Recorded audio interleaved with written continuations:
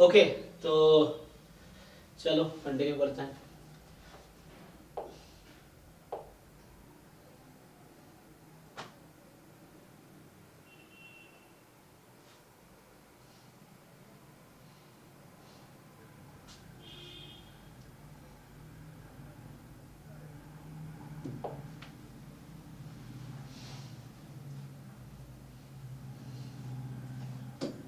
ठीक है ना, तो ये इसकी आज लास्ट क्लास में क्या क्या बचा है देखो। तो इसमें जो है, तो इसमें हमारा अभी बचा है बस inner product space in R and C N, मतलब वेक्टर स्पेस जो आर एन वेक्टर स्पेस है और सी एन वेक्टर स्पेस है, उसमें इनर प्रोडक्ट का क्या मीनिंग है। देन ग्राम स्मिथ क्या है, स्मिथ ऑर्थोगोनलाइजेशन प्रोसेस है ना, ये बाकी चीजें हम जैम में ऑलरेडी कवर कर चुके हैं। और यहाँ एक बचता है चेंज ऑफ बेसिस मैट्रिक्स। ठीक, तो पहली टॉपिक, दूसरी और ये तीसरी। ठीक है, तो इसको एक बार देखते हैं कि क्या है, मतलब पहले इसके डेफिनेशन क्या है ना, मीनिंग क्या है, उसके बाद फिर इस पे कुछ रिजल्ट्स या कुछ एग्जांपल्स कर लो बस। ठीक है, बाकी है ना सारे ये टॉपिक हो जाएगा। फिर हमारा बस लास्ट के दो टॉपिक बचेंगे, मल्टीवेरिएट और रिग्रेशन, है ना, जो अराउंड 3-4 नंबर के आते हैं अराउंड, है ना, मैक्सिमम 8-10 नंबर के हैं, मिनिमम मतलब वही 6-7 नंबर। तो चलो, तो इनर प्रोडक्ट का क्या डेफिनेशन, देखो तुम्हें इनर प्रोडक्ट, हालांकि यहाँ पे इन्होंने बहुत स्पेसिफाई कर दिया है। इनर प्रोडक्ट हालांकि बहुत लार्ज टॉपिक है एक, है ना, लेकिन यहाँ इन्होंने inner product in R N and C N, तो वेक्टर स्पेस फिक्स कर रखा है, तो वेक्टर स्पेस आर एन होगा या सी एन होगा, उस पर फिक्स कर रखा है क्या मीनिंग है। फिर हमारे पास कोई एक बेसिस दे रखा है ना, बेसिस पता ही आप लोगों को वेक्टर स्पेस का, कि जो स्पैन कर रहा होगा वेक्टर स्पेस को, जो लिनियरली इंडिपेंडेंट होगा, तो उस बेसिस को आप ऑर्थोगोनल सेट में कन्वर्ट कर सकते हो बाय दिस मेथड। अच्छा, ऑर्थो नॉर्मलाइजेशन भी है, तो ऑर्थो है ना, जैसे ऑर्थोगोनल को फिर बाद में ऑर्थो नॉर्मल बना सकते हो आप। तो ऑर्थोगोनल एंड ऑर्थो नॉर्मल में क्या डिफरेंस है, कोई बताओ। और ऑर्थोगोनल का मतलब तो होता है कि उनका मैग्नीट्यूड जो है वो 1 है। हाँ। और ऑर्थोगोनल मतलब कि वो परपेंडिकुलर है, कि मतलब डॉट प्रोडक्ट उनका 0 है। तो ऑर्थोगोनल ऑर्थो नॉर्मल होगा या ऑर्थो नॉर्मल ऑर्थोगोनल होगा, कौन किसको इंप्लाई करेगा। सर ऑर्थोगोनल ऑर्थो नॉर्मल को इंप्लाई करेगा। कैसे, एवरी ऑर्थोगोनल या ऑर्थो नॉर्मल। हाँ जी सर। नहीं, ऑर्थोगोनल का मैग्नीट्यूड 1 होना जरूरी है। अभी आपने कहा ना ऑर्थो नॉर्मल का मैग्नीट्यूड 1 होना चाहिए ना। हाँ जी सर। ऑर्थोगोनल का मैग्नीट्यूड तो कुछ भी हो सकता है। हाँ जी सर। तो ortho normal is a special case of orthogonal. ठीक है सर। हाँ, तो मतलब ये हुआ कि ऑर्थोगोनल में सेट ऑफ वेक्टर्स हैं जिसका dot product vi dot vj बराबर 0 होगा, है ना, ये है।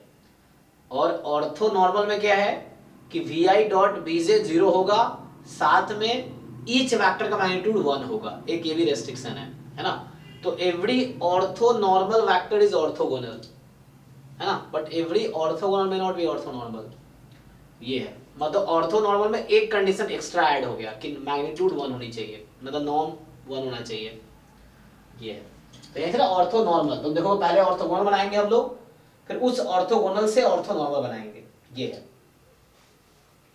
तो every orthonormal vector is orthogonal, orthogonal में not be orthonormal, why, because orthogonal का मैग्नीट्यूड 1 जरूरी नहीं है, बट ऑर्थो नॉर्मल में मैग्नीट्यूड 1 होगा, ये है। चलिए, तो यहीं से स्टार्ट कर लेते हैं इनर प्रोडक्ट का डेफिनेशन से।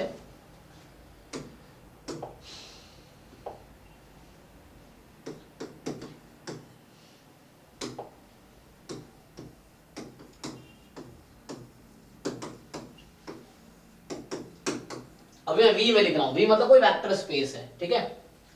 अच्छा, और इनर प्रोडक्ट स्पेस तो एक्चुअली जैसे वेक्टर स्पेस था, तो स्पेस इज अ सेट, है ना। तो जैसे जब मैं बोल रहा हूं, अभी मैं इनर प्रोडक्ट को डिफाइन करता हूं। So what is inner product, ये इनर प्रोडक्ट क्या है और इनर प्रोडक्ट स्पेस क्या है ना। जैसे वेक्टर स्पेस था, तो एक सेट था, साथ में दो ऑपरेशन थे, वेक्टर एडिशन और स्केलर मल्टीप्लिकेशन, तो जाके वो वेक्टर स्पेस बना रहा था। वेक्टर स्पेस क्या होता है? Set with some structure, that is called the space. तो यहाँ पे इनर प्रोडक्ट क्या है? तो इनर प्रोडक्ट एक्चुअली ये फंक्शन है। So let V be a vector space over a field F, over a field F। Generally F जो हमारा होगा ये या तो R होगा या C होगा। जनरली जो F होगा R और C, ठीक है। ये फील्ड या तो रियल नंबर होगा या कॉम्प्लेक्स होगा, तो है ना, उसी के टर्म में बोलते हैं रियल वेक्टर स्पेस या कॉम्प्लेक्स वेक्टर स्पेस। तो ओके, तो कोई ट्राई करो डिफाइन करने का, कि मैंने बताया V कोई वेक्टर स्पेस है, F कोई फील्ड, क्योंकि हर वेक्टर स्पेस किसी फील्ड पे डिफाइन होता है, क्योंकि वो स्केलर कहां से लाओगे? तो फील्ड से लोगा, वो चीज है। तो इनर प्रोडक्ट का डेफिनेशन क्या है? What is definition of inner product? Inner product अलग है, इनर प्रोडक्ट स्पेस अलग है ना। तो इनर प्रोडक्ट क्या होता है?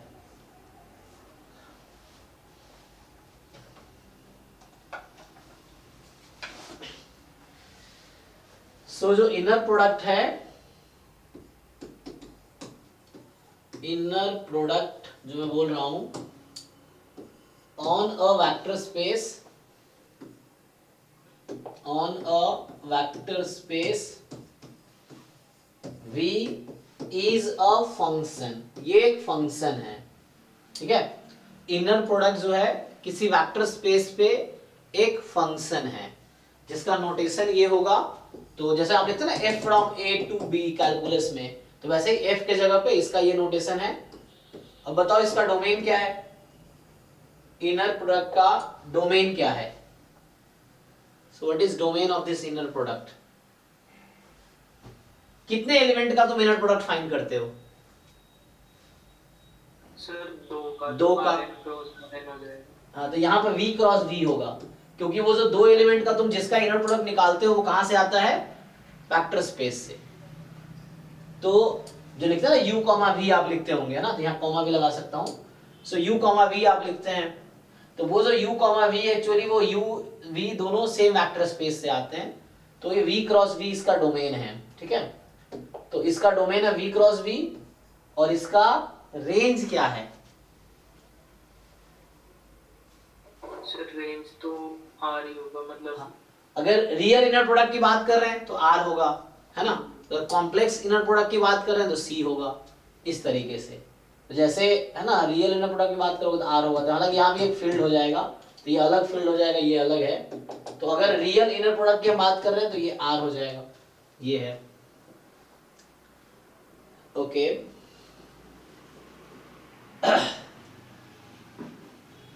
सच दैट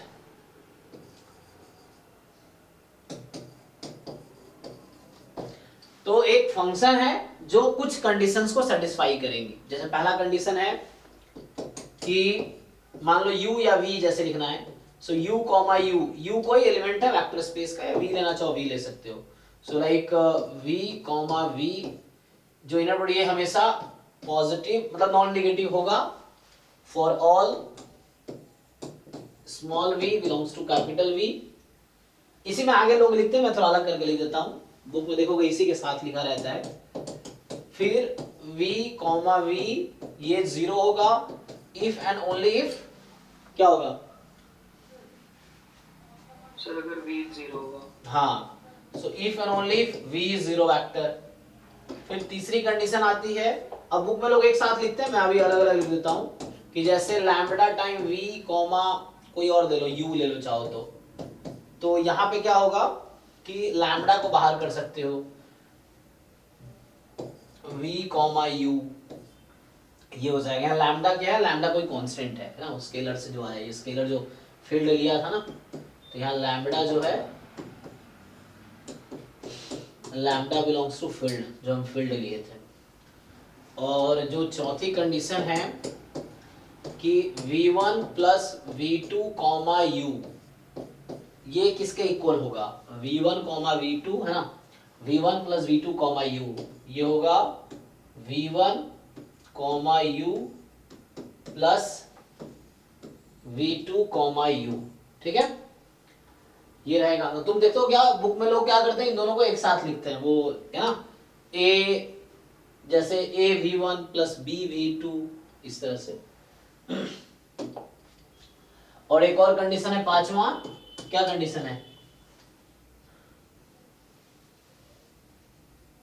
तो हालांकि अगर कॉम्प्लेक्स है तो वो होगा, अदरवाइज है ना रियल है तो U और V का, इसको सिमेट्री बोलते हैं, UV का जो है ना, VU या UV जैसे भी लिखना है तुम्हें, मैं VU लिख देता हूं ना, VU इक्वल होगा UV के। तो यहाँ चूंकि मैं मान रहा हूँ रियल नंबर है, तो रियल नंबर है तो कोई दिक्कत नहीं है, नहीं तो अगर कॉम्प्लेक्स पे लेते, अगर इसको मैं C लेता तो ये होता कि U कॉमा V जो है इक्वल है U कॉमा V कॉन्जुगेट, मतलब V कॉमा U कॉन्जुगेट, तो ऐसा होता, जब इंटरचेंज करोगे तो कॉन्जुगेट आ जाएगा, तो वो कॉम्प्लेक्स इनर प्रोडक्ट की बात होगी, मतलब उसका रेंज कॉम्प्लेक्स नंबर होगा तब। तो मैं रियल नंबर ले रहा हूं, तो क्योंकि रियल नंबर का जो कॉन्जुगेट होता है वो रियल नंबर ही आता है, तो कोई दिक्कत नहीं है।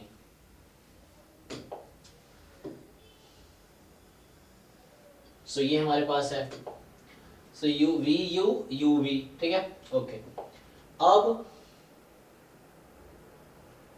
तो ये हो गया डेफिनेशन, देख लो सिंपल। एग्जाम्पल के लिए जैसे कोई भी है ना एग्जाम्पल है, अगर तुम्हें लेना हो, मान लो मैं अगर एग्जाम्पल ले लूं कि मान लो V जो वेक्टर स्पेस है R², अभी के लिए फील्ड जो है वो रियल नंबर है, ठीक है, और इनर प्रोडक्ट डिफाइन कर दिया, U मान लो है तुम्हारा x1 कॉमा x2, V है एलिमेंट बोल रहा हूं y1 कॉमा y2, तो U कॉमा V, ये जो इनर प्रोडक्ट डिफाइन होता है, इसका क्या डेफिनेशन है, so this you will define, किस तरह से डिफाइन करते हो, कई सारे तरीका डिफाइन करने का।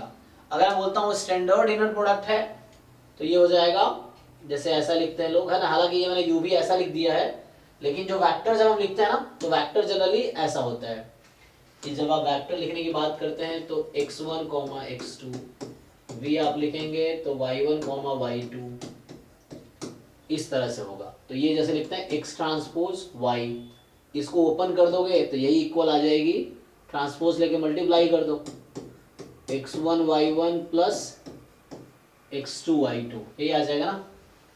और ये बिल्कुल वही चीज है x transpose identity matrix y, ये तीनों सेम चीज है, ये I मतलब आइडेंटिटी मैट्रिक्स, जैसे x transpose ay, a matrix है कोई, तो यहाँ I हमारा आइडेंटिटी मैट्रिक्स है एक्चुअली, तो ये तीनों सेम चीज है, तुम चेक कर सकते हो, आंसर वही आएगा।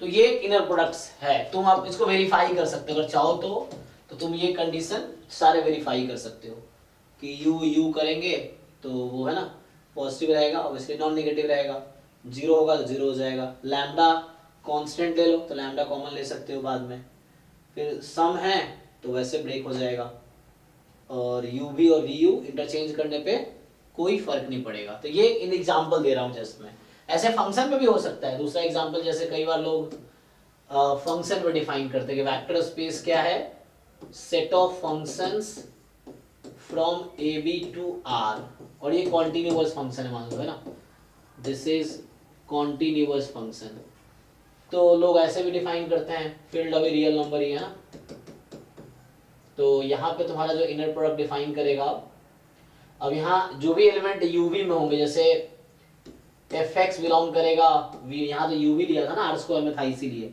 यहाँ तो फंक्शन का वेक्टर स्पेस है, तो एफ एक्स हो सकता है, जी एक्स हो सकता है, तो यहाँ पे जो डिफाइन करेगा एफ एक्स कॉमा जी एक्स का इनर प्रोडक्ट, तो ये होगा इंटीग्रेशन ए टू बी, मतलब मैं डिफाइन कर रहा हूँ ये, अब तुम वेरीफाई कर सकते हो ये एक इनर प्रोडक्ट होगा एफ एक्स इंटू जी एक्स डी एक्स, तो ये भी सेटिस्फाई करेंगे इन सारी कंडीशंस को,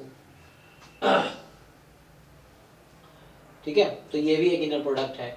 तो वैसे हालांकि हमें जो पढ़ना है तो हमारा जो सिलेबस में पार्ट है इनर प्रोडक्ट ऑन आरएन है ना, सो ठीक है, किसी को डाउट है तो पूछ सकते हो। तो सिंपल है हमारा जो क्या है कि inner product on R N पढ़ना है। तो यहाँ पे क्या है मेरे पास कि हमें जो सिलेबस में बोला है, अच्छा मैंने इनर प्रोडक्ट जस्ट डिफाइन किया है, इनर प्रोडक्ट स्पेस डिफाइन नहीं किया है ना। ये क्या डिफाइन किया, inner product is a function, inner product space क्या है। तो इसी में आगे मैं लिखूंगा कि हेयर, अब ये वेक्टर स्पेस V पे मैंने इनर प्रोडक्ट डिफाइन किया है। तो ये जो सेट है ना V और साथ में ये हमारा फंक्शन, तो इसको बोलेंगे this is called inner product space, मतलब a vector space with a function inner product, है ना। यहाँ पे जो हमारा फंक्शन इनर प्रोडक्ट उसके साथ है, जैसे ऑपरेशन होता है ना सम डिफरेंस, इस तरह से यहाँ पे जो ऑपरेशन है इनर प्रोडक्ट है, एक फंक्शन है। So this is called inner product space. या vector space with inner product is called inner product space.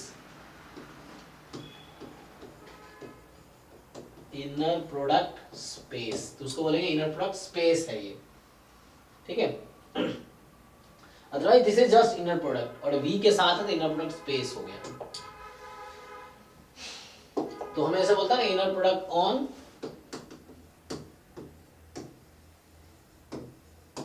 यहाँ पे क्या लिखा है इसने सिलेबस में, inner product in R N, है ना, ऐसा लिखा ना इन आर एन। इसका मतलब ये कहना चाह रहा है कि आपका जो वेक्टर स्पेस है वो आर एन है, जो वेक्टर स्पेस है वो आर एन है और फंक्शन जो है वो इनर प्रोडक्ट है। तो ये एक्चुअली आपका inner product in R N है। और यहाँ पे सिंपल मतलब ये होता है कि जब तुम यहाँ पे अगर u भी ले लो या एक्स वाई ले लो, मर्जी है तुम्हारी, तो u अगर तुम u लिखोगे तो u इज लाइक, मान लो ऐसा है x1 x2 xn, v है y1 y2 yn, है ना। तो u भी कहां से आ रहा है, वेक्टर स्पेस से। तो जो स्टैंडर्ड इनर प्रोडक्ट हम डिफाइन करते हैं और साथ में मान लो ऐसा है and a be a positive definite matrix,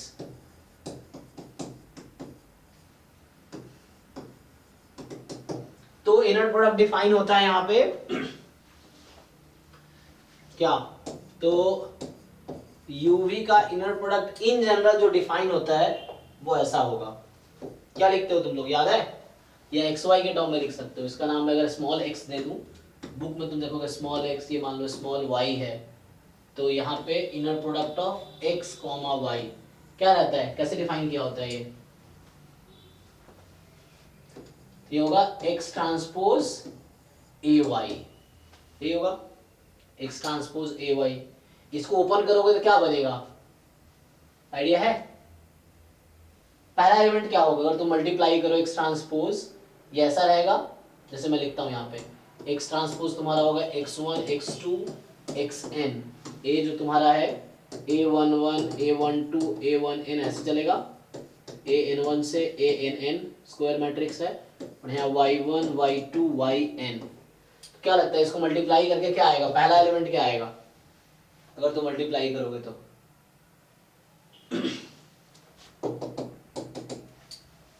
ये हमने क्वाड्रेटिक फॉर्म पढ़े थे ना, क्वाड्रेटिक फॉर्म ऐसा ही होता है ना। वहां यहाँ क्या जनरलाइज है, देखो अगर y की जगह x रख दूं मैं, x ट्रांसपोज ax, तो उसको हमने डिफाइन किया था क्वाड्रेटिक फॉर्म्स। तो x ट्रांसपोज यहाँ ay है, x और y अलग अलग है, अगर x ट्रांसपोज ax कर दूंगा यही क्वाड्रेटिक फॉर्म हो जाएगी। तो मैं पूछ रहा हूँ ये किसके इक्वल आएगा, आइडिया है। तो पहला टर्म होगा x1 a11 y1, ठीक है, तो ये ऐसा आएगा x1 a11 y1।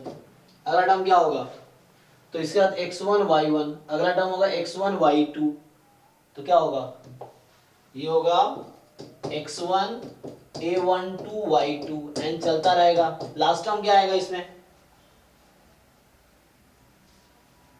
कुछ समझ आ रहा है कि नहीं, लास्ट टर्म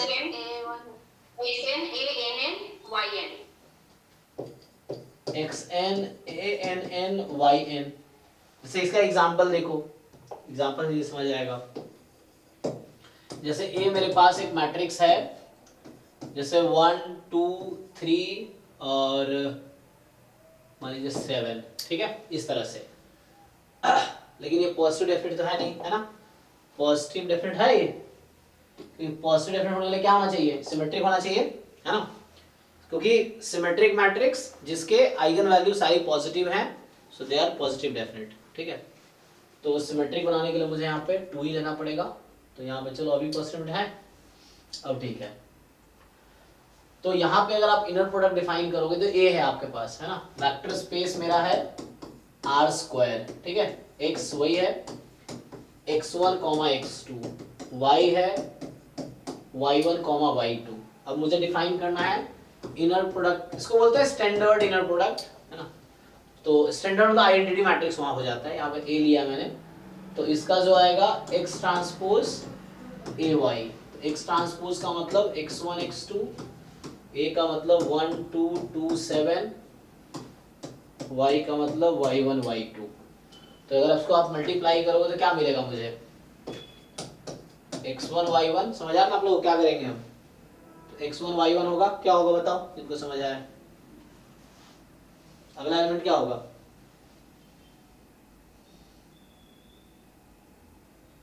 x2 2 y2। देखो यहाँ x1, x2 है, यहाँ y1, y2, ऐसे समझो आप, x1, x2, y1, y2। तो 1 के साथ x1, y1 मल्टीप्लाई हुआ, 2 के साथ क्या मल्टीप्लाई होगा,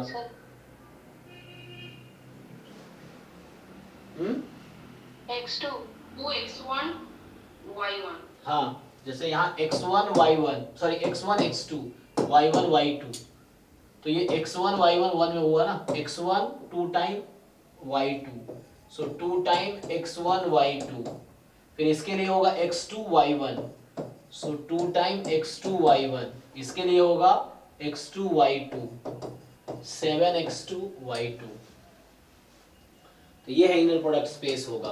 तो अगर जब भी कोई इनर प्रोडक्ट स्पेस इस तरह, आपके एग्जाम में क्वेश्चन कैसे आएंगे, इस तरह का रहेगा, और आपसे पूछेगा कि इनर प्रोडक्ट है कि नहीं है, तो मुझे क्या चेक करना होगा, यहाँ आता है एक थ्योरम। एक थ्योरम ये आता है कि अगर इनर प्रोडक्ट आपको कहीं दे रखा है x ट्रांसपोज ए वाई, तो ये इनर प्रोडक्ट होगा if and only if this is inner product, if and only if क्या होना चाहिए कंडीशन, क्यों इस पे ही क्वेश्चन आते हैं गेट में और जैम में, नेट में तो खूब क्वेश्चन आए इस पे, है ना। कब होता है, मैंने तो असाइनमेंट भेजा था, इनर प्रोडक्ट का एक असाइनमेंट भेजा था ना, एक और भेजूंगा अभी, ट्राई करना। तो बताओ आगे थ्योरम क्या लिखूं,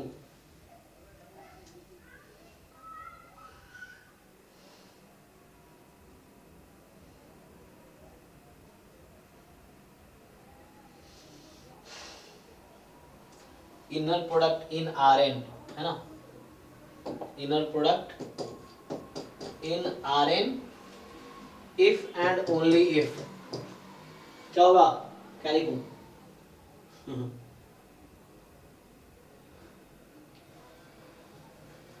क्या लिखा मैंने यहाँ पे, यानी क्या यहाँ मैट्रिक्स क्या सोच के बनाए थे, कुछ रेस्ट्रिक्शन लगाया था ना, यानी क्या रेस्ट्रिक्शन लगाए थे, हाँ, A has to be positive definite. तो वैसे आप प्रूव करते रह जाओगे, अगर मान लो कोई एग्जांपल दे दिया और आपको बोलेगा चेक करो इनर प्रोडक्ट है कि नहीं है, तो वैसे आप पांचों कंडीशन चेक करो, चेक करते वहां सिंपली आपको इसके करस्पॉन्डिंग एक मैट्रिक्स बनाना है और वो चेक करना है कि पॉजिटिव डेफिनेट है कि नहीं है।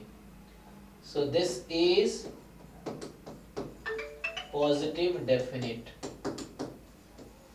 मैट्रिक्स, है ना। तो ऑब्वियसली सिमेट्रिक होगा, क्योंकि पॉजिटिव डेफिनेट क्या होता है, सिमेट्रिक मैट्रिक्स है जिसके सारे आइगन वैल्यू पॉजिटिव होंगे, या जो प्रिंसिपल डायगोनल्स हैं उसका माइनस पॉजिटिव होगा। ओके, तो ये तो हो गया इनर प्रोडक्ट इन Rn। सेम चीज Cn में क्या डिफरेंस आएगा,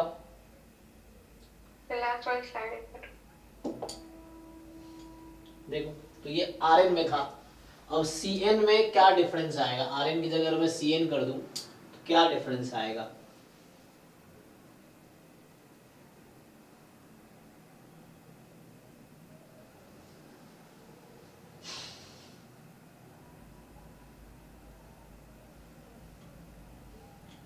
ए की जगह आइडेंटिटी मैट्रिक्स रख दो, मतलब ए को आइडेंटिटी रख दिया तो क्या होगा, तो ये सब जीरो हो जाएगा। अगर ए को तुम आइडेंटिटी मैट्रिक्स रख दो, देखो क्या बनेगा। अगर यहीं पे मैं तुम्हें ये बताता, इसी में मैं ए को अगर आइडेंटिटी मैट्रिक्स रख दूं, so if A is identity matrix, तो ये जो इनर प्रोडक्ट स्पेस बन रहा है that is called standard inner product space. Standard का मतलब हो गया कि यहां से है ना क्या होगा, सारे डायगोनल एलिमेंट 1 हो जाएगा, बाकी सब 0। क्या बनेगा रेडियस होगा, बताओ, समझ आया ये क्या होना चाहिए? सर ये x ट्रांसपोज y बनेगा जो कि डबल समेशन x हाँ, y है ना, जो कि सिंगल समेशन कर सकते हो xi yi I from 1 to n, ये तो बनेगा। मतलब x1 y1 x2 y2 xn yn, बाकी सारे 0 हो गए ना, क्योंकि ये तो 0 है। ठीक है, बचे कौन सा टर्म? सिर्फ वो टर्म बचा जिसके साथ डायगोनल एलिमेंट्स हैं। बाकी सारे 0 हो गए। तो इसको बोलते हैं स्टैंडर्ड इनर प्रोडक्ट इन Rn। अगर कहीं वर्ड यूज होगा, क्वेश्चन में भी यूज करता है ये वर्ड, इसको बोलते हैं स्टैंडर्ड इनर प्रोडक्ट ना, स्टैंडर्ड नॉर्मल जैसे होता है, तो स्पेशल केस हो गया स्टैंडर्ड इनर प्रोडक्ट इन Rn। तो इसका मतलब ये होगा, कहीं भी ऐसा लिखा होगा कि स्टैंडर्ड इनर प्रोडक्ट है Rn में, तो इसका मतलब ये है। अब सेम कॉम्प्लेक्स में क्या होता है, जैसे आप सिमेट्रिक मैट्रिक्स जानते हैं कॉम्प्लेक्स में, तो सिमेट्रिक का कॉम्प्लेक्स वर्जन क्या हो जाता है? हर्मिशियन, है ना, तो वही होना चाहिए। तो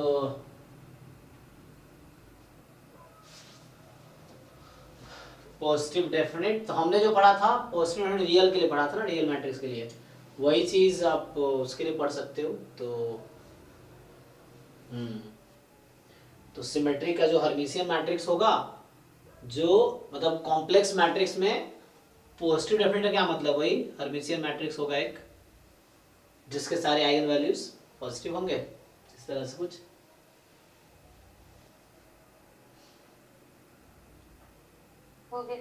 ठीक है ना, तो Rn में लिखो, इसमें Rn में Cn में क्या होगा, जस्ट कि जैसे Rn में जो स्टोरी लिखा है सेम स्टोरी Cn के लिए होगी, तो वहां पे क्या आ जाएगा कि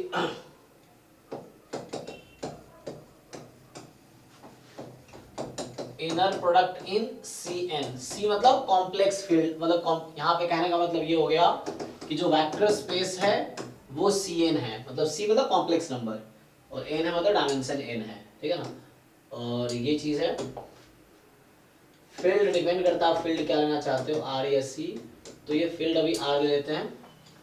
तो यहाँ पे क्या होगा, जो आपका इनर प्रोडक्ट डिफाइन होगा, सो x इज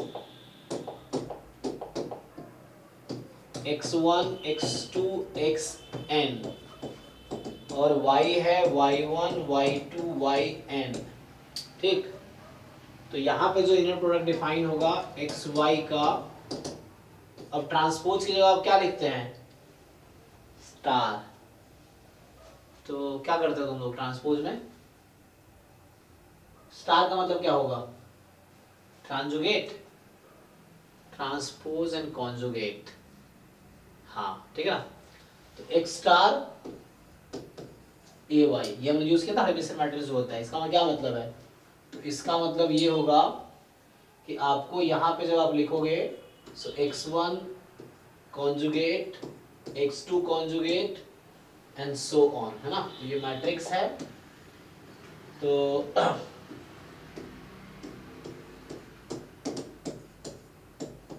यहाँ मैट्रिक्स A रहेगा सेम तरीके से,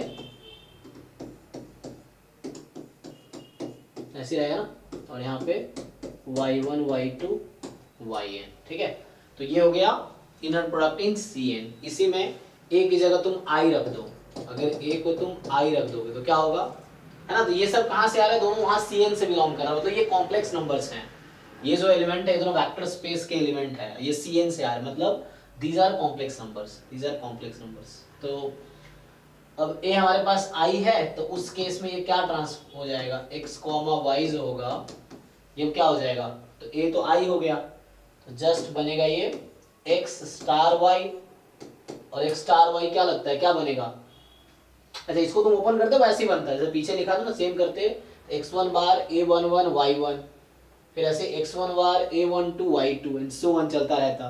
अब ए को मैंने आई कर दिया तो ये क्या बनेगा, रिड्यूस होकर बताओ, ये सिंप्लीफाइड फॉर्म क्या आएगा इसका, summation over I X I bar Y I. तो ये X I bar Y I, I from 1 to n हो जाएगी, ये है। ठीक है, तो ये जो है this is standard inner product in Cn, तो इसको बोलेंगे this is standard inner product in Cn, मतलब वेक्टर स्पेस कॉम्प्लेक्स नंबर का डायमेंशन n। सो ये हमारे पास सिलेबस यही मिलना जानना चाह रहा है, यही है ना, जानना चाह रहा है वो।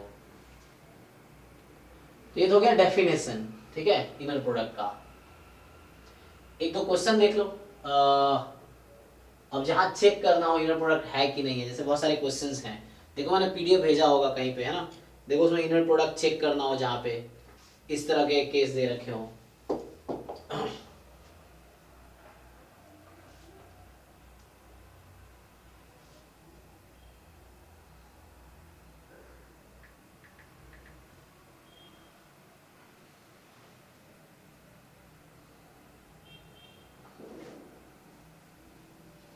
ये क्वेश्चन लिखो, या गेट में है ना क्वेश्चन, देखो या गेट में कैसे क्वेश्चंस आए इस पे जरा देखते हैं। तो ये तुम्हारा वो है लीनियर अलजेब्रा का, ओपन करो। तो पहले डेफिनेशन लिखा दो उसका, एक क्वेश्चन कर देते हैं, बता तो दिया ये।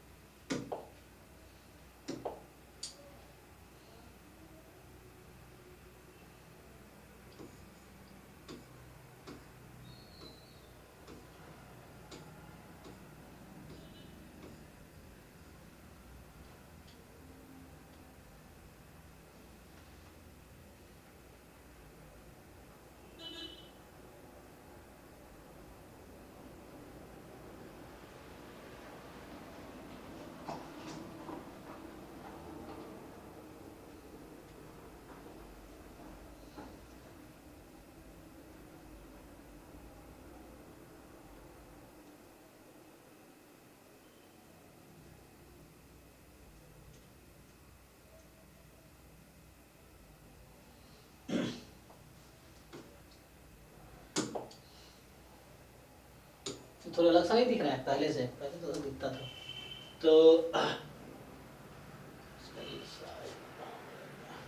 तो हमें क्या करना है, इनर प्रोडक्ट, अच्छा तो यहाँ भी है इनर प्रोडक्ट, तो इसमें भी असाइनमेंट होगा एक, है ना, इनर प्रोडक्ट का एक अलग से असाइनमेंट होगा, ये रहा ना, पूरा एक असाइनमेंट इनर प्रोडक्ट स्पेस का ही है।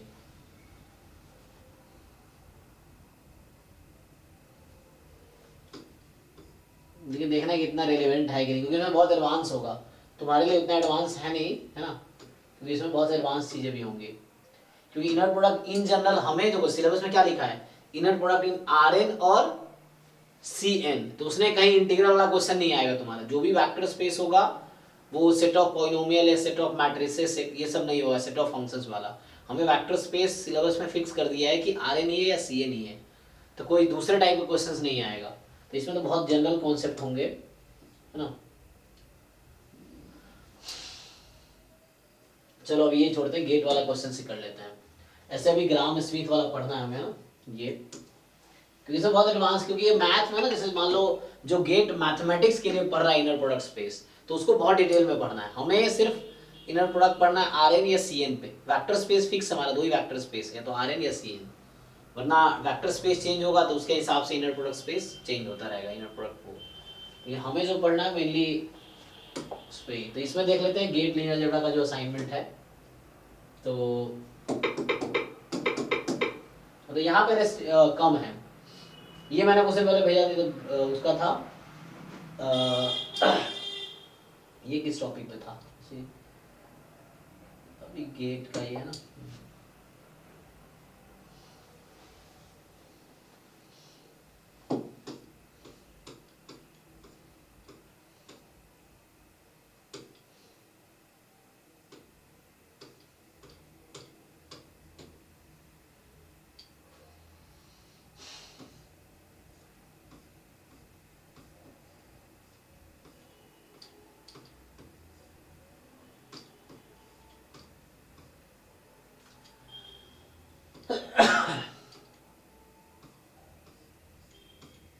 इसमें इनर प्रोडक्ट का क्वेश्चन है, कैसा क्वेश्चन है?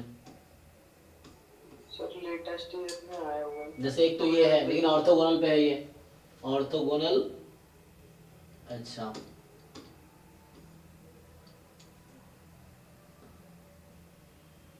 हाँ, ये जैसे एक इनर प्रोडक्ट का है, considering usual inner product in are cube, तो बताओ ये क्या होगा? ऐसे यही क्वेश्चन ट्राई करें अगर हम, है ना? तो हमने अभी डेफिनेशन जस्ट पढ़ा है, अब इसको ट्राई करोगे तो क्या आएगा? या उससे पहले मैं एक क्वेश्चन लिखता हूँ, तुम ट्राई करो, फिर इस पे आते हैं। तो क्वेश्चन ये है कि, अरे यार इसका अलग प्रॉब्लम है।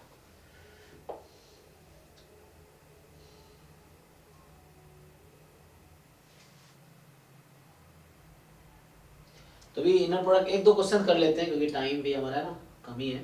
तो इनर प्रोडक्ट डिफाइन करेंगे, फिर हम लोग क्राम स्मिथ ऑर्थोगोनलाइजेशन या ऑर्थोनॉर्मलाइजेशन प्रोसेस जो है, तो उसका बस एक एल्गोरिथम है कि एक बेसिस दे रखा है, उस बेसिस को तुम्हें कन्वर्ट करना है ऑर्थोगोनल एंड ऑर्थोनॉर्मल बेसिस में। तो उसका एक स्टेप्स है, मतलब उसमें कुछ ज़्यादा थ्योरी है नहीं, वो है। उसके बाद मैंने चेंज ऑफ बेसिस, उसमें वही है कि हाउ टू, एक बेसिस दे रखा है, अब दूसरे बेसिस में चेंज करना है। ऐसा कौन सा मैट्रिक्स है कि उसको मल्टीप्लाई करो और बेसिस, नया बेसिस आ जाए, तो चेंज हो। तो बहुत ज़्यादा थ्योरी नहीं आ जाए ना, मेनली डिफाइन करें, क्वेश्चंस देखें क्या है। ये लो, ये पिछले क्लास वाले आ गए ना, गया। तो जो आज लिखे वो गायब। अरे यार इसका बड़ा लफड़ा है। देखो, तो क्वेश्चन ये है कि आपको एक इनर प्रोडक्ट दे रखा है कि मान लो इन आर स्क्वायर एक्स आपको दे रखा है x1 x2, अच्छा यहाँ x1 x2 x1 y1 दे रखा है, ऐसा बना रखा है। x जो है x1 y1 है और y जो है x2 y2 दे रखा है। पूछ रहा है कि इनर प्रोडक्ट आपको xy का दे रखा है, इन्होंने दिया है कि x1 x2 minus alpha x2 y1 minus alpha x1 y2 plus y1 y2। पूछ रहा है कि this is an inner product if and only if, अच्छा तो ये ऐसा ऑप्शन में ही है ये। तो पहला है कि ऑप्शन ए है फॉर अल्फा, फॉर और अल्फा बिलोंग्स टू आर। अगला है if and only if alpha is 0। अगला ऑप्शन है if and only if alpha is less than 1। And अगला है if and only if mod alpha is less than 1। ठीक है, निकालिए क्या आएगा।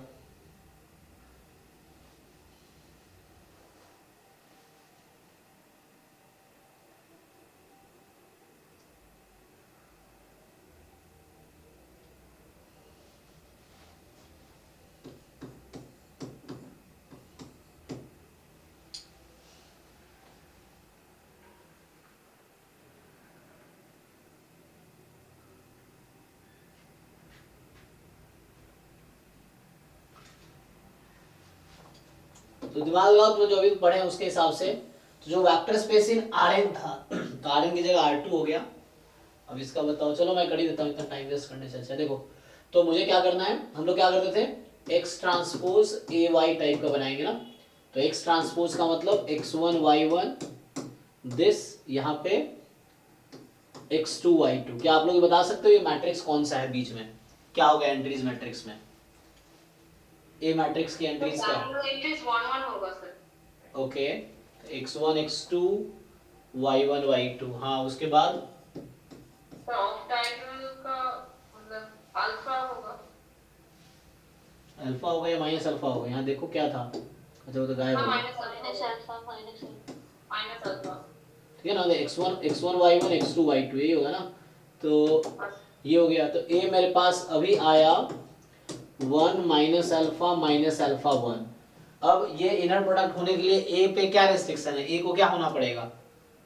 Symmetric matrix. सिमेट्रिक काफी है, पॉजिटिव सिमेट्रिक तो अभी भी है वो, है ना। हमें पॉजिटिव डेफिनेट होना पड़ेगा। तो दिस इज पॉजिटिव डेफिनेट। बताओ इफ एंड ओनली इफ ये पॉजिटिव डेफिनेट कब होगा? अल्फा लेस देन तो इसका जो प्रिंसिपल माइनर्स हैं उसकी वैल्यू पॉजिटिव होगी, तो 1 क्रॉस 1 की तो 1 ही आ गई, 2 क्रॉस 2 की आ जाएगी 1 minus alpha square and that has to be positive. तो alpha square has to be less than 1, so mod alpha less than 1, so mod alpha को लेस देन 1 होना पड़ेगा। तो डी ऑप्शन करेक्ट है। तो इसके लिए मॉड अल्फा को लेस देन 1 होना पड़ेगा। ठीक है, तो इस तरह के क्वेश्चंस एग्जाम में मिलेंगे आपको। ये गेट का ही पीवाईक्यू का है, सो पुराना है, मतलब गेट एमए का है ये।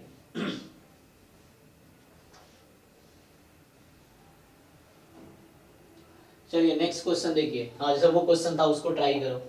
अभी अगर ये क्वेश्चन करना है आपको तो इसका क्या आंसर होगा? जैसे अब ये क्वेश्चन है,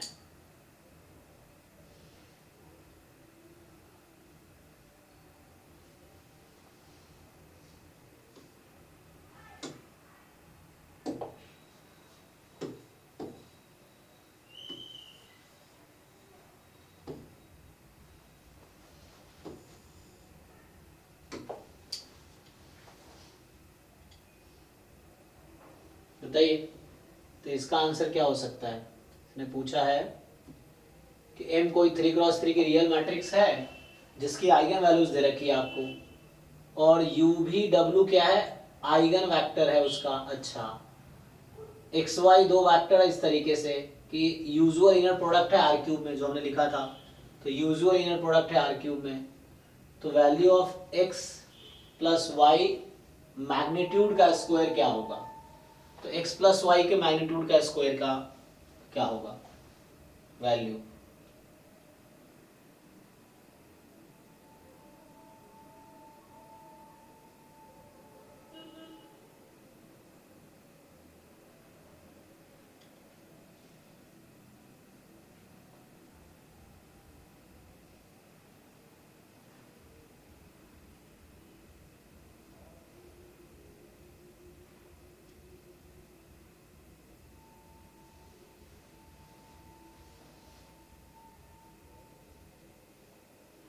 एक और क्वेश्चन है ना, एक ये है, इसको देख लो एक बार, ट्राई करो। एक और क्वेश्चन निकालता हूँ तो इसको कंप्लीट करना है आज। तो एक और क्वेश्चन होगा इनर प्रोडक्ट का।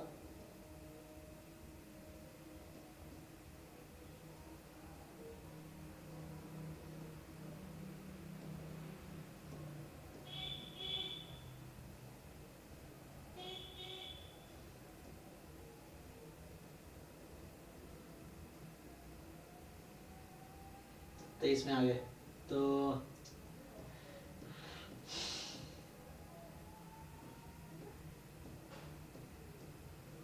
ये भी एक क्वेश्चन है, इनर प्रोडक्ट का ही है।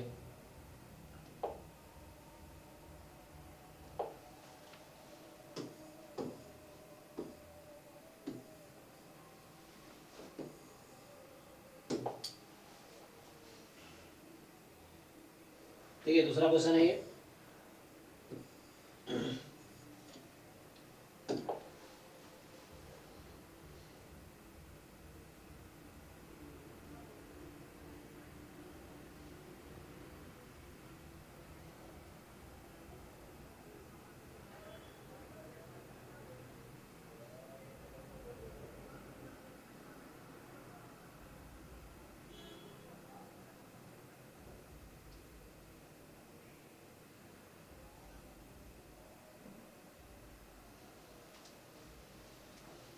ट्राई करके देखो क्या आएगा। और एक और क्वेश्चन था 2022 में, इसमें शायद दिया नहीं है। क्वेश्चन है ये गेट 2022 का एक क्वेश्चन है कि बोल रहा है कि है ना, कभी कल हम लोग क्लास रखेंगे जो लीनियर अलजेब्रा के जितने भी असाइनमेंट्स अभी तक आपको भेजे हैं, स्पेशली गेट स्टैटिस्टिक्स, वो ट्राई करके आना आप। तो कल हम लोग एक डाउट क्लास रखेंगे लीनियर अलजेब्रा के जो भी क्वेश्चंस गेट के हैं, है ना, जो आपसे नहीं होंगे वो मैं असाइनमेंट भेज दूंगा, फिर से ट्राई करके आना। कल उसकी डाउट क्लास होगी, कल कंप्लीट हो जाएगा, फिर परसों से हम लोग मल्टीवेरिएट स्टार्ट करेंगे ये। तो इसमें ये बोल रहा है कि ये 2022 का है गेट्स और वाइस का ही है कि बोल रहे हैं कि यू कोई consider an inner product in R4 और आपको दे रखा है लेट u कोई वेक्टर है R4 में, दिस बी अ यूनिट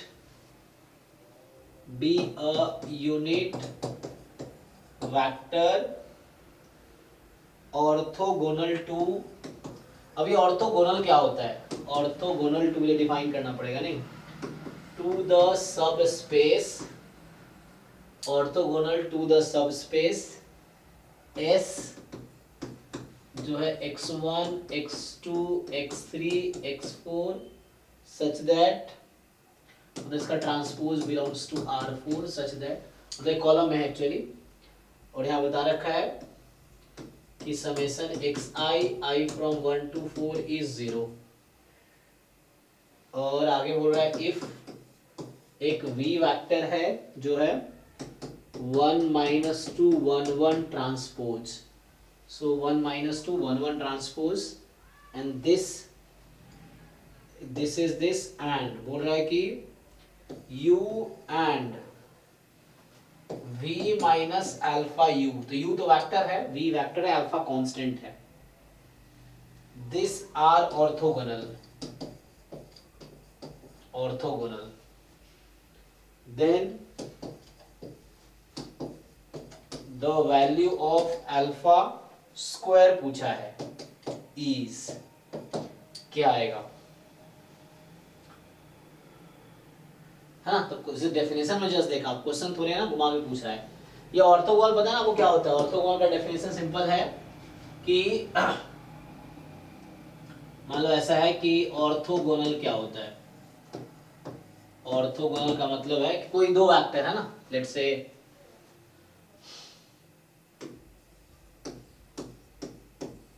मतलब ऐसा है कि u v is या u and v are orthogonal to each other, या ऐसे लिख दूं सीधा मैं कि u is orthogonal to v if and only if, क्या होगा? u orthogonal है भाई, से क्या मतलब है? if and only if v equal to 0। हाँ, ये u dot v is equal to 0 है, तो ऐसे समझ सकते हो u अगर वेक्टर है तो, या u transpose v is equal to 0 ऐसे समझिएगा, u dot v just u और v का जो डॉट प्रोडक्ट है वो 0 होगा। हाँ, ये u ट्रांसपोज v is 0। हाँ ठीक है। ऑर्थो नॉर्मल में जस्ट डिफरेंस क्या होता है कि, है ना, ऑर्थो नॉर्मल है ना, हम ऐसे बोलते हैं set u v are orthogonal set, या मैं ऐसा लिखूं तो ऑर्थो नॉर्मल में क्या है कि सबका वो होगा, है ना, u transpose equal to 1।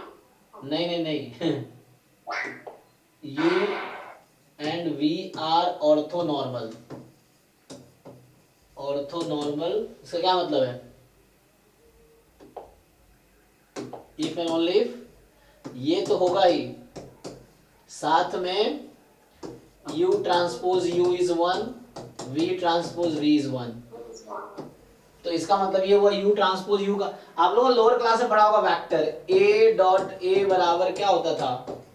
Magnitude a square. तो यहाँ भी आप समझ सकते हो, तो ये कुछ और नहीं है, u ट्रांसपोज u वही लिख रहे हैं हम actually, this is magnitude u square, तो ये 1 है, v transpose v magnitude v square, और ये 1 है, तो यहाँ से वही चीज आएगा कि magnitude u is 1, magnitude v is 1। यहाँ नोटेशन थोड़ा अलग है, बस जो स्कूल में हम लोग नोटेशन यूज करते हैं वही चीज यहाँ भी है, ये भी वेक्टर ही है बट वो नोटेशन यूज नहीं कर रहे हैं। तो यहाँ मतलब वही है कि इसका मतलब ये हो गया कि u का मैग्नीट्यूड 1 है, v का मैग्नीट्यूड 1 है, मतलब वही है। तो खुद से इनर प्रोडक्ट लेंगे तो 1 आएगी, दूसरे से इनर प्रोडक्ट लेंगे 0 आएगी, तो ये मतलब है ऑर्थो नॉर्मल का, है ना। और थ्योरम क्या है? हालांकि एक सेट होता है, मैं सेट में नहीं लिख रहा हूं, मैं अभी अलग से डिफाइन कर रहा हूँ। ऑर्थोगोनल सेट है या ऑर्थोनॉर्मल सेट है, तो इसका मतलब है कि उसके बीच के एलिमेंट एक दूसरे से ऑर्थोगोनल है ना, इस तरीके से। ऑर्थोनॉर्मल सेट का मतलब है कि एक दूसरे से ऑर्थोगोनल तो है ही, साथ में उसका मैग्नीट्यूड 1 है। तो थ्योरम ये है कि जो ऑर्थोनॉर्मल होगा orthonormal vectors are orthogonal also, ठीक है ना। मतलब ऑर्थोगोनल ऑर्थोगोनल होगा, क्योंकि ऑर्थोगोनल क्या है, ऑर्थोगोनल प्लस मैग्नीट्यूड इज 1, साथ में एक और एक्स्ट्रा कंडीशन है। तो जनरली जो आपको बुक में मिलता है वो ऐसा लिखा होता है, ऑर्थोगोनल सेट, ऐसा लिखा होगा, ठीक है ना। प्रॉब्लम बाकी जो रह जाएगा कल करेंगे, थ्योरी कंप्लीट कर लेते हो ना, टाइम खत्म हो जाएगा। प्रॉब्लम तो हो जाएगा, मतलब जो भी प्रॉब्लम्स हैं अभी असाइनमेंट भेजूंगा मैं ग्रुप में आपको, या पहले भेज रखा है, वो ट्राई करके आना है आपको। जो डाउट होगा कल करेंगे, फिर कल कंप्लीट हो जाएगा ये। ऑर्थोगोनल सेट का मतलब ये है कि v1 v2 dot dot dot vn, मान लीजिए ये है, दिस इज ऑर्थोगोनल सेट। तो इसका मतलब ये है कि vi डॉट vj, अगर vi और vj से मल्टीप्लाई करें, वेक्टर्स है सारे, या वही चीज आप अगर वैसा समझना चाहो कि vi ट्रांसपोज vj, वही मतलब है, ठीक है ना। डॉट प्रोडक्ट ले रहे हैं, या इनर प्रोडक्ट के टर्म लिखना चाहो तो भी चलेगा। vi और vj का इनर प्रोडक्ट जो है दैट इज 0, ठीक है।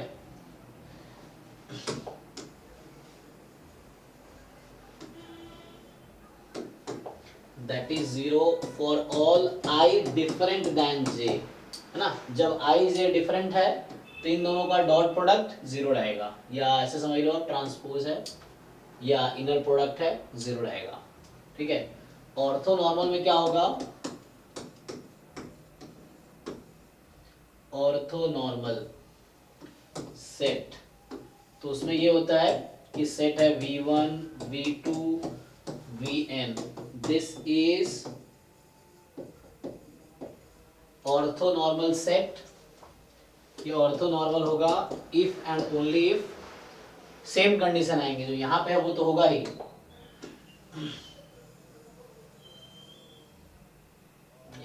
तो ये पूरा कंडीशन आ जाएगा, एंड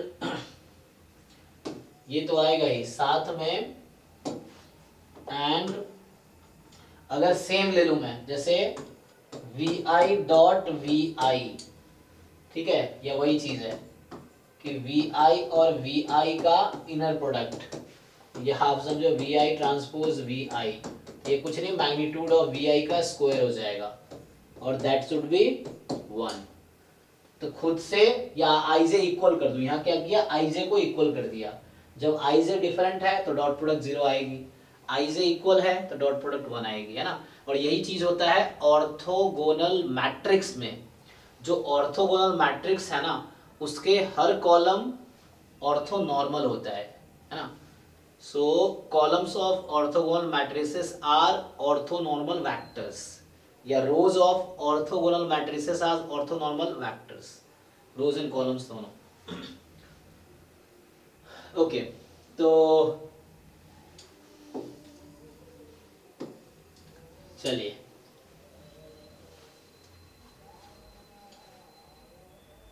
तो हम आते हैं अभी इस क्वेश्चन, अब चाहो तो सॉल्व कर सकते हो। तो यहाँ जो वर्ड यूज किया ना, ऑर्थोगोनल टू सब स्पेस, तो इसका कोई भी एलिमेंट लोगे आप और u के साथ डॉट प्रोडक्ट करोगे, इनर प्रोडक्ट करोगे तो 0 आएगी, है ना, ऐसा बोला है। फिर बोल रहा है कि जो v है u and v minus alpha ये भी ऑर्थोगोनल है, मतलब इन दोनों का डॉट प्रोडक्ट या इनर प्रोडक्ट 0 है। तो आपसे पूछ रहा है कि बताइए अल्फा क्या होगा या अल्फा स्क्वायर क्या होगा, ये पूछ रहा है। इस पिछले क्वेश्चन में यहाँ आपको बता रखा है कि v1 v2 v3 जो है ऑर्थो नॉर्मल सेट है। अब देखिए क्या लिखा है, ऑर्थो नॉर्मल सेट है, तो डेफिनेशन में लिखा है कि इसमें 3 एलिमेंट है। इसका क्या मतलब है, एक का किसी भी एक का दूसरे से डॉट प्रोडक्ट करोगे 0 आएगा, किसी का भी डॉट प्रोडक्ट खुद के साथ करोगे तो 1 आएगा, चेक कर सकते हैं, है ना। ये है, तो खुद के साथ डॉट प्रोडक्ट करोगे तो 1 आएगा, और दूसरे के साथ डॉट प्रोडक्ट करोगे तो आपको 0 मिलेगा। ये ऑर्थो नॉर्मल सेट है। अब ये बोल रहा है कि u जो है a b c है, एक वेक्टर है इस तरीके से कि इनर प्रोडक्ट u का v1 के साथ, u का v2 के साथ और u का v3 के साथ, ये 1 2 3 है। एक्चुअली क्या होगा,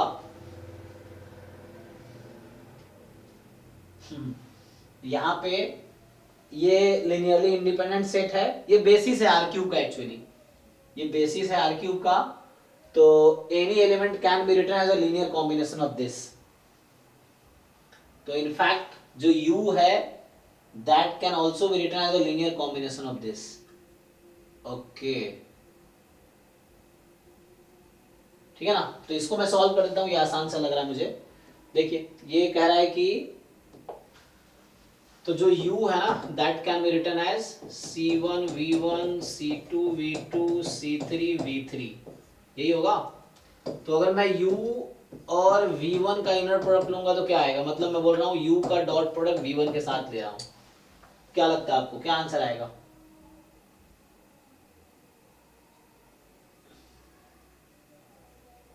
इसने कहा inner product of u with respect to v1 कितना दे रखा है मुझे, तो क्वेश्चन में ही 1 दे रखा है।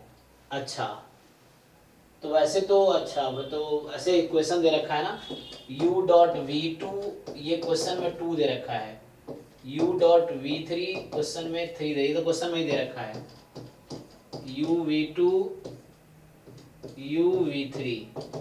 एक्चुअली इसका एक थ्योरम भी है, थ्योरम ये है कि चूंकि ये this is basis of R cube है ना, ये आर क्यूब का बेसिस होगा। ऑर्थो नॉर्मल सेट हमेशा लिनियरली इंडिपेंडेंट सेट होता है ना, ये है ऑर्थो नॉर्मल सेट हमेशा लिनियरली इंडिपेंडेंट होगा। अच्छा तो इससे याद आया एक थ्योरम है ना कि orthonormal sets are linearly independent set।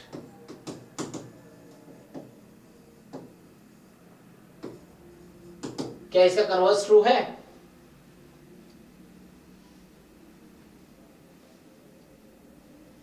क्या? No sir. हाँ इन जनरल ट्रू नहीं है, but every linearly independent set can be transformed into orthogonal set या orthonormal set। यहाँ orthonormal लिखा ना, तो उसी मेथड को क्या बोलते हैं? ग्राम्स। हाँ तो इसका कन्वर्स इन जनरल ट्रू नहीं है, but we can convert, and वो कन्वर्जन प्रोसेस को ही ग्राम स्मिथ ऑर्थोगोनल प्रोसेस है जो हमें पढ़ना है सिलेबस में, है ना। तो यहाँ पे रिमार्क में ये मैं लिखना चाहता हूँ कि मान लो any linearly independent set can be transformed into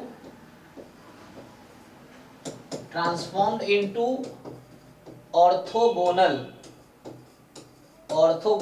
and orthonormal, ठीक है ना। ऑर्थोनॉर्मल पहले ऑर्थोगोनल बनाएंगे, फिर उसका मैग्नीट्यूड 1 कर देंगे तो ऑर्थोनॉर्मल हो जाएगा बाय ग्राम, जो हमारा सिलेबस में है यही पढ़ना है।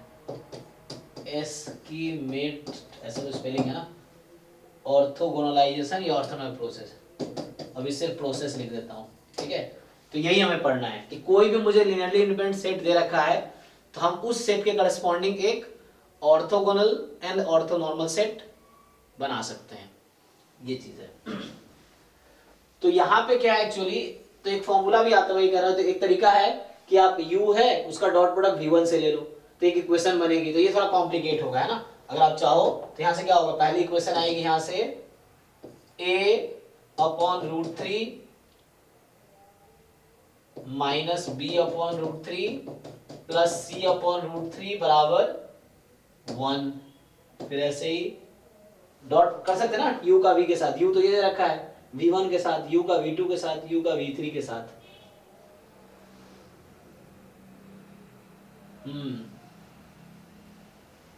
और ये नॉर्म इसका 1 है, ओके।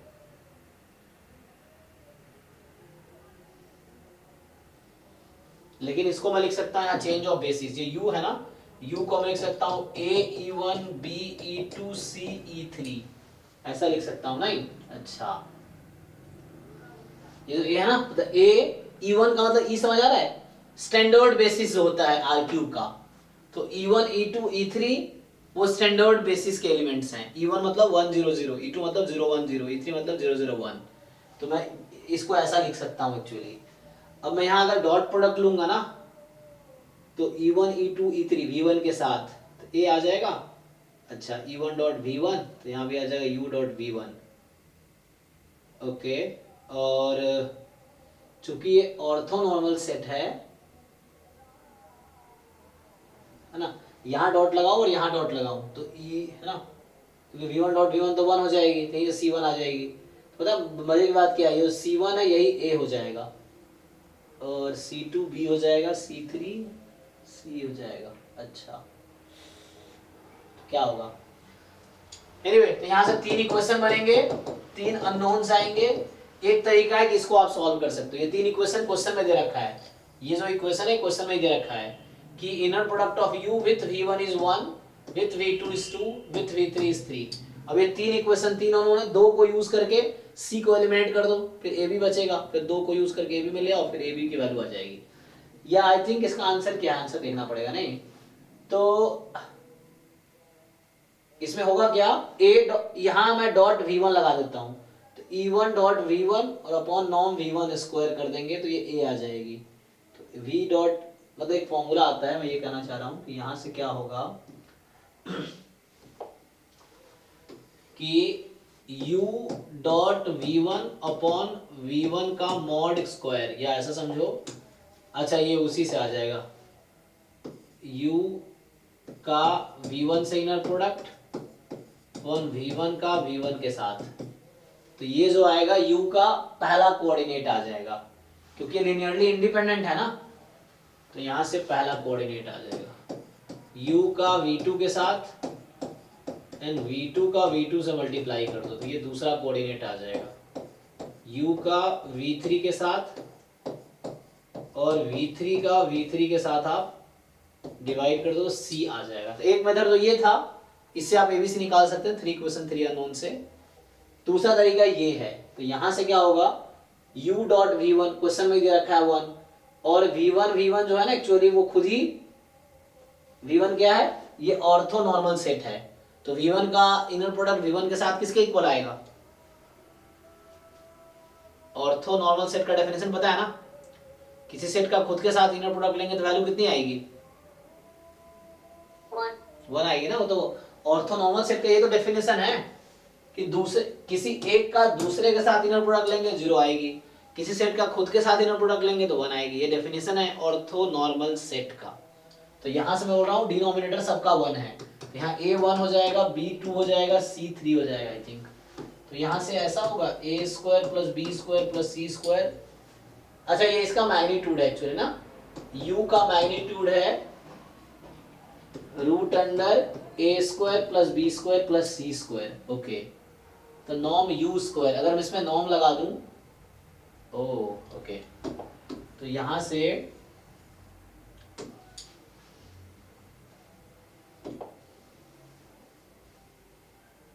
सर ठीक है, वो 2 3 1 2 3 आ जाएगा, उनका स्क्वायर कितना आ जाएगा, सर 14 आ जाएगा, 15 14 14, अरे 14 ही आंसर होगा आई थिंक, है ना। यस सर यही आंसर। तो मतलब एक यहाँ से आ जाएगा कि यहाँ से आ जाएगा, ये चीज है। तो ये जब ऑर्थो नॉर्मल सेट तुम्हारे पास पता है ना, तो उस केस में ऐसा कर सकते हैं हम। तो ये दूसरा तरीका ये है, ये तो इसका हो गया। अब जैसे ये है, यहाँ भी ऐसे ही होगा कि या तो m को इधर भेज दो m इनवर्स करके, है ना। अब देखो यहाँ पे ध्यान दो, ये भी कर देता हूँ, टाइम खत्म हो रहा होगा नहीं, क्योंकि हमें आगे थ्योरी भी करनी है।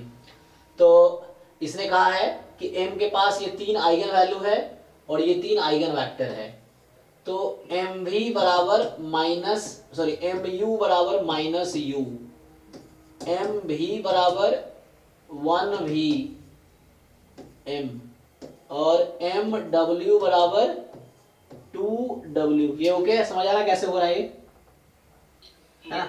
आइगन वैल्यू और आइगन वेक्टर का जो डेफिनेशन है ए बी वाला, तो ये आइगन वैल्यूज हैं, ये आइगन वेक्टर्स हैं m के, तो लिख दिया। अब यहाँ से मुझे देखो यहाँ पे m है, यहाँ m स्क्वायर है, तो एक m को हटाना है, तो एक काम करो m इनवर्स से मल्टीप्लाई कर दो, तो यहाँ m इनवर्स को इधर लाओगे तो कोई दिक्कत नहीं है। तो m इनवर्स की आइगन वैल्यू क्या होती है, रेसिप्रोकल तो हो जाती है। ओके तो mx तो मुझे पहले से पता है, mx पता है u plus 2v plus 2w, और यहाँ से my निकालो, तो my निकालोगे ना, तो my पता है क्या होगा, एक m को राइट में भेज दो, m इनवर्स बन जाएगा। तो m इनवर्स u किसके इक्वल आएगी यहाँ से, अगर मैं आपसे पूछूं कि m इनवर्स u किसके, तो -1, अरे जो भी आइगन वैल्यू m की है तो रेसिप्रोकल ही तो हो जाएगी, तो -1 का तो -1 ही रहेगी, कोई दिक्कत नहीं है ना। तो यहाँ पे तो u ही रहेगी। m इनवर्स v, ये कोई दिक्कत नहीं है, v ही रहेगी। m इनवर्स w किसके इक्वल हो जाएगी,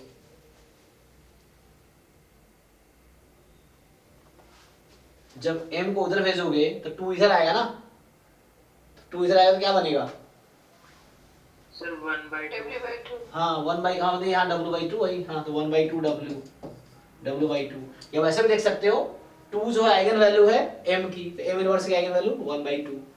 तो ये कहना चाह रहा हूँ, यहाँ ऐसा इसलिए कर रहा हूँ क्योंकि एक m को मैं उधर भेजूंगा तो ये यूज करूंगा मैं, तो m इनवर्स u बनेगा तो वो -u ही रहेगा, तो एक बन जाएगा -u, फिर ये इधर गया तो -v है तो m inverse v, m inverse v v ही रहेगा तो -v रहेगा, फिर ये एक m उधर गया तो 2 -2 m इनवर्स w, तो -2 m इनवर्स w, तो m इनवर्स w कितना है W/2, तो कितना बनेगा -w, ये हो गया। अब यहां से आपसे क्या पूछा है कि x प्लस वाई का मैग्नीट्यूड का स्क्वायर, तो यहां से तुम ऐड कर दोगे तो क्या आ जाएगा mx प्लस my, ये मिलके 0, कितना हो गया ये v प्लस w आ गया ये, तो है ना। तो यहां से x प्लस वाई किसके इक्वल आएगा जी, m कॉमन ले लो और m को उधर भेज दो, फिर से क्या होगा, यहाँ m कॉमन लोगे, समझ लो क्या किया मैंने, पहले इन दोनों क्वेश्चन को ऐड कर दिया, अब m कॉमन लिया, m को राइट में भेजा, राइट में भेजने से क्या होगा इनवर्स होगा, तो m इनवर्स v, तो m inverse v is v only, m उधर गया m इनवर्स w W/2। अब ध्यान दो इसका मैं मैग्नीट्यूड निकाल रहा हूं, अच्छा तो इसने कहा है स्क्वायर करो, मैग्नीट्यूड का स्क्वायर, आपको पता है अभी मैं दिखा था ना कुछ देर पहले कि अगर कोई वेक्टर है, मान लो v है, मॉड v स्क्वायर को लिख सकता हूं v डॉट v, ठीक है ना, ये है v dot v is mod v square, ये फॉर्मूला होता है वेक्टर स्पेस में भी और वेक्टर में भी, जो vector and three dimensional geometry होता है वहां पे। तो यहाँ पे क्या करता हूं मैं, x प्लस वाई का dot product x plus Y के ही साथ कर देता हूं, तो v प्लस W/2 का dot product v plus W/2 के साथ कर देता हूं, तो ये किसके इक्वल आ जाएगा x प्लस वाई के मॉड के स्क्वायर के, है ना, v dot v is mod v square, formula है। तो यहां से v डॉट v, अब इसको मल्टीप्लाई करो, v डॉट v कितना होगा v²+vw+w²। रुक जाओ, यहाँ यूनिट आइगन वेक्टर है, ये क्या है यूनिट आइगन वेक्टर, एक एक वर्ड ध्यान से पढ़ना पड़ेगा, यूनिट आइगन वेक्टर है तो v dot v mod v square 1 हो गया, और ये आइगन वेक्टर्स इंडिपेंडेंट होंगे, डिस्टिंक्ट आइगन वैल्यू है ना, तो डिस्टिंक्ट आइगन वैल्यू के करस्पॉन्डिंग जो आइगन वेक्टर्स आते हैं वो क्या होते हैं इंडिपेंडेंट होते हैं, और यही याद होगा आपको जो p मैट्रिक्स बनाते थे, इसीलिए डायगोनलाइजेबल होता है। डायगोनलाइजेबल क्या होता है कि 3 डिस्टिंक्ट आइगन वैल्यू है तो अलजेब्रिक मल्टीप्लिसिटी सबकी 1 है, तो वहां पे जो आइगन स्पेस बनता है उसमें 3 इंडिपेंडेंट आइगन वेक्टर होते हैं, तो ये सब लिनियरली इंडिपेंडेंट है, ओके ऑप्शन ए आ जाएगा। हाँ तो लिनियरली इंडिपेंडेंट है, तो इनका और ऑर्थो यूनिट भी है ना, तो ये ऑर्थो नॉर्मल हो जाएगा, है ना ओके। हाँ जो सिमेट्रिक मैट्रिक्स भी दे रखा है, ओके कितने सारे इंफॉर्मेशन है, तो सिमेट्रिक मैट्रिक्स क्या होता है ऑर्थोगोनली डायगोनलाइजेबल होता है, देखा था ना, एक डायगोनलाइजेबल था जिसमें सिर्फ p मिलता था, फिर उसको हम ऑर्थोगोनली बना सकते हैं, तो ऑर्थोगोनली डायगोनलाइजेबल है। तो यहाँ पे कहने का मतलब क्या है कि u डॉट w 0 हो जाएगी, v डॉट w 0 हो जाएगी, यही ना, तो कितना आएगा, तो आ जाएगा 1/4, 1/2 into 1/2 w 1/4, तो ये आ गया 5/4, चेक कीजिए ये आ गया क्या, यस सर, तो कितना आ गया 1.25। किसी को डाउट है बताओ, देखो ये तो सिमेट्रिक मैट्रिक्स है, symmetric matrix is always diagonalizable, अच्छा in fact it is orthogonally diagonalizable, तो ऑर्थोगोनली क्यों बोल रहा हूं, क्योंकि जो आइगन वेक्टर्स है, अगर कोई सिमेट्रिक मैट्रिक्स दे रखा है तो उसके आइगन वेक्टर्स इंडिपेंडेंट तो होंगे ही, साथ ही साथ वो ऑर्थोगोनल वेक्टर्स होंगे एक्चुअली, तो जो p मैट्रिक्स मिलता है ना p इनवर्स AP बराबर d, वो p इन मैट्रिक्स एक्चुअली यहाँ पे ऑर्थोगोनल मैट्रिक्स भी होंगे तो उसके लिए u v के साथ 1 हो गया, w के साथ 1 हो गया 1/24, और v डॉट w करोगे 0 हो जाएगी, w डॉट v 0 हो जाएगी क्योंकि ऑर्थोगोनल वेक्टर्स हैं, तो आंसर ये आ गया ए। अब किसी को डाउट है तो बताओ। देखो थ्योरी पढ़ना और प्रॉब्लम सॉल्व करना, अगर कोई सिर्फ डेफिनेशन पढ़ के जाओगे तो एग्जाम में शायद ये क्वेश्चन सॉल्व होगा, तो उसके लिए क्वेश्चन सॉल्व करके जाना पड़ेगा, है ना। इस तरह के questions at least PYQ JAM GATE के आपको करने होंगे, जैम गेट नेट, है ना। इन तीनों को पीवाईक्यू कर लो तो तीनों एग्जाम हो जाएगा। एनीवे तो मैं आगे थ्योरी बढ़ाता हूँ, क्वेश्चंस तो हो गया, एक बच गया, ये भी ऐसे ही हो जाएगा। ये जो इस तो कर दिया हमने, बाकी ये बच गया, ये भी ऐसे ही है। क्या करना है, ये तो कर ही दिया मैंने, ये भी ऐसे ही है। इसका और इसका डॉट प्रोडक्ट निकालो और इक्वल टू रख दो 0 के, क्योंकि ऑर्थोगोनल है ना। तो u डॉट v, तो ये क्या था, ऑर्थोगोनल था, तो देखना पड़ेगा v क्या है। अच्छा ये v यहाँ पे है, v तो दे ही रखा है, u यहाँ से कुछ मिलेगा हमें, और u डॉट u 1 हो जाएगा, क्योंकि u बता रखा है यूनिट वेक्टर है। तो u डॉट u ट्राई करना इसको, ठीक है, हो जाएगा ये भी। अभी मैं सीधा थ्योरी पे आता हूँ, कंप्लीट करना है मुझे, तो टाइम निकल जाएगा। तो अभी हम क्या देखते हैं, अभी मैंने देखा कि इनर प्रोडक्ट स्पेस क्या होता है। इनर प्रोडक्ट फंक्शन है, इनर प्रोडक्ट स्पेस एक वेक्टर स्पेस के साथ वो इनर प्रोडक्ट फंक्शन है। और कुछ क्वेश्चंस देख रहे थे गेट के पीवाईक्यू का, अभी हम वो देखते हैं क्या है ये। तो ये क्या होता है, ग्राम क्या स्पेलिंग था, ऐसा कुछ है ना, ऑर्थोगोनलाइजेशन प्रोसेस। हालांकि ऑर्थो नॉर्मलाइजेशन लिखा हुआ है वहां पे, है ना, कोई दिक्कत नहीं है, पहले ऑर्थोगोनल बताओ बाद में ऑर्थो नॉर्मल, तो मैं सीधा ऑर्थो नॉर्मलाइजेशन ही बोल देता हूँ। सो ऑर्थो नॉर्मलाइजेशन प्रोसेस, तो ये एक एल्गोरिथम है एक्चुअली। ये क्या है, एक एल्गोरिथम है किसी भी बेसिस को ऑर्थो नॉर्मल बेसिस में कन्वर्ट करने का। तो जैसे मान लो ऐसा है कि लेट एग्जाम्पल के लिए u1, u2, u3 this be a basis. अच्छा कितने ले सकते हो तुम, मैं 2 लिखे, n लिख लो। So dot dot dot un be a basis of Rn। तो Rn वेक्टर स्पेस है, तो वेक्टर स्पेस Rn का एक मुझे बेसिस पता है। अब मुझे इसके करस्पॉन्डिंग एक ऑर्थोगोनल बेसिस चाहिए, बाद में उसी ऑर्थोगोनल को ऑर्थो नॉर्मल बना देंगे। तो नाउ सो कंसीडर, तो आपको क्या करना है, v1 जो लेंगे वो सिर्फ u1 के इक्वल ले लेंगे। ये मैं एल्गोरिथम बता रहा हूं, तो एक नया वेक्टर्स में बना रहा हूं v1 v2 v3। तो v1 जस्ट u1 के इक्वल लो, v2 लो, क्या होता है याद है किसी को, बताओ how to find v2। v2 मुझे ऑर्थोगोनल चाहिए, तो याद रखना पड़ेगा, एग्जाम नेट में भी क्वेश्चन आते हैं इस पे, नेट पे, नेट और गेट में दोनों में। हाँ सर वो होता है u2 minus projection of u1। Projection of u1 is just u2 comma v1। एक मिनट मैं क्या लिख रहा हूं, u2 comma v1 yes upon v1 v1 v1 आगे बस ये तो इतना ही होता है। v3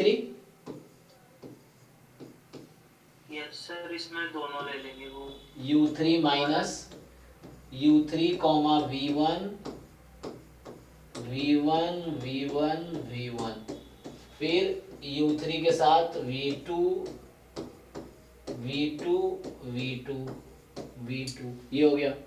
ऐसे u4 लिखना है, ऐसे चलता रहेगा, u5 ऐसे इस डायरेक्टली un लिख देता हूँ, तो सॉरी vn, un तो मेरे पास है ऑलरेडी, मुझे vn फाइंड करना है।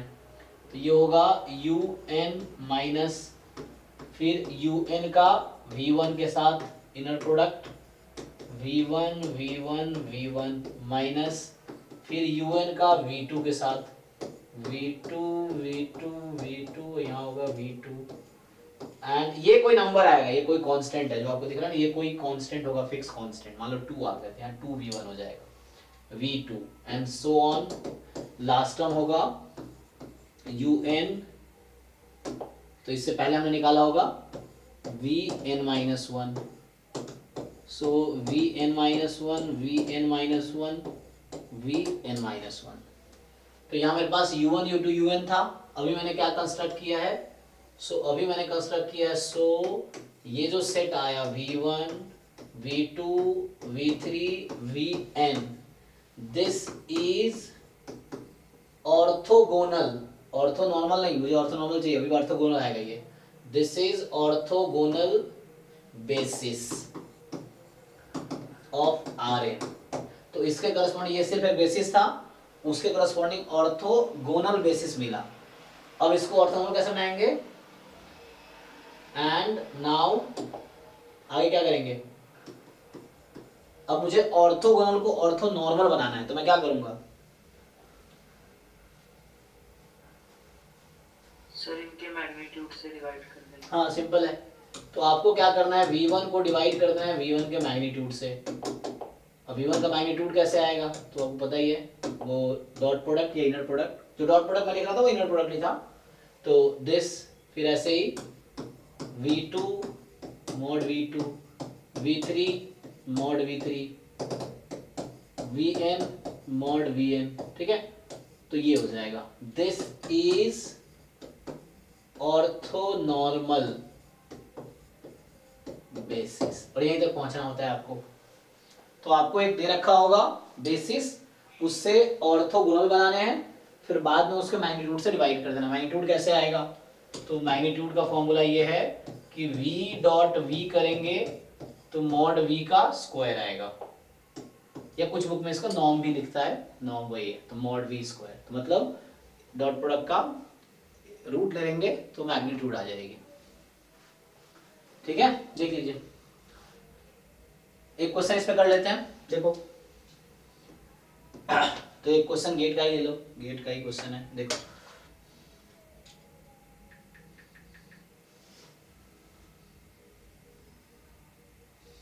ये कह रहा है कि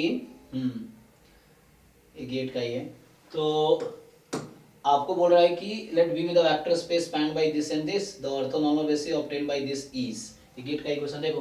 तो आपको एक दे रखा है U1 U2, U1 U2 है, U1 is 1 1 1, U2 is 1 1 minus 1, ठीक है। अब बोल रहा है कि ये एक बेसिस है ना, सो दे फॉर्म, तो यहाँ पे ठीक है ना, तो क्या करोगे आप, तो आपको चाहिए ऑर्थो, मैं इतना स्टूडियो लिख रहा, सीधा बता रहा हूँ, मुझे ortho normal,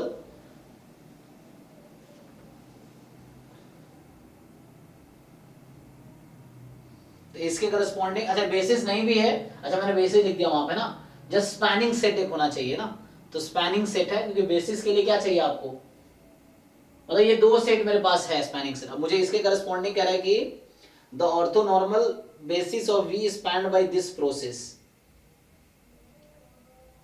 on the basis this is, तो इसके करस्पॉन्डिंग मुझे चाहिए ऑर्थोनॉर्मल, तो क्या होगा, तो मैं V1 को लिख दूंगा जस्ट इसके इक्वल, अभी यही रहेगा, एंड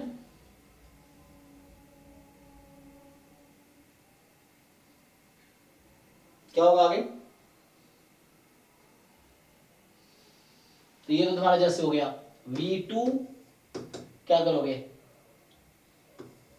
U2 माइनस, है ना, U1 तो जस्ट है ना, V1 जो है जस्ट U1 के इक्वल है, U2 माइनस क्या लिखा था यहाँ पे मैंने, U2 V1 V1 V1 और यहाँ पे V1 हो जाएगा, ये होगा।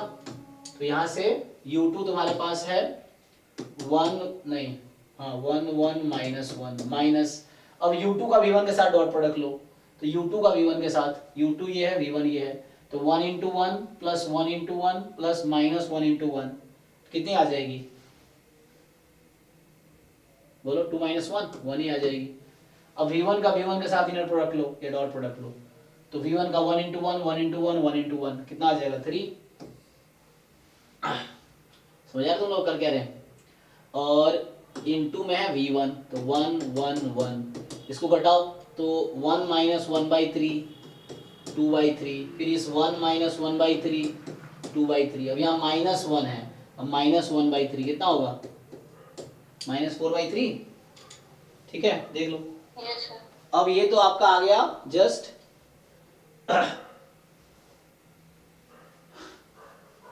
है ना, तो ये एक V1 मिल गया V2 मिल गया, तो ये सेट जो है ऑर्थोगोनल सेट होगा। आप ये चेक कर सकते हैं 1 1 1 और ये जो सेट है 2/3 2/3 माइनस 4/3 ये जो है क्या है, दिस इज ऑर्थोगोनल सेट।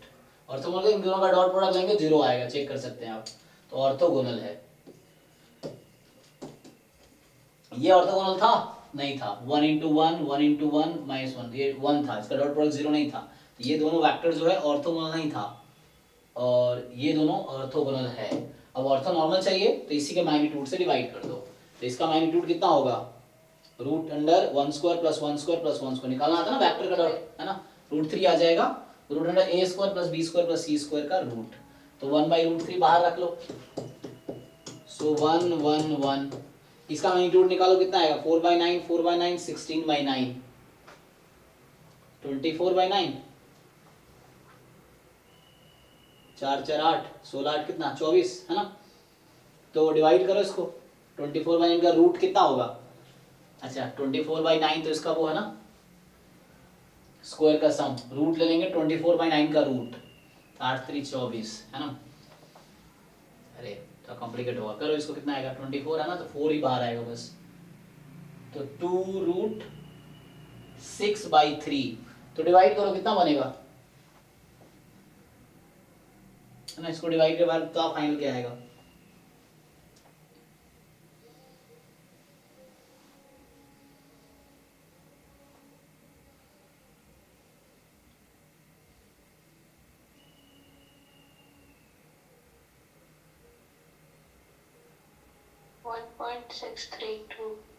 नहीं मतलब ये ऑर्थो नॉर्मल है क्या अभी, 4 4 8 और 16 8 25 होना चाहिए ना, 9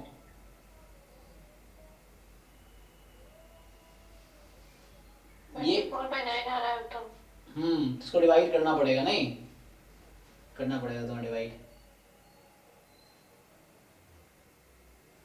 इसको देख लो यार, क्योंकि 1/3 बाहर लोगे तो अभी तुम्हारे पास है 2 2 माइनस 4 और इसका अब से वही √24 होगा तो उसे डिवाइड करना पड़ेगा। कन्वर्ट कर लो, देखो क्या आता है, तो उस तरह से आ जाएगा।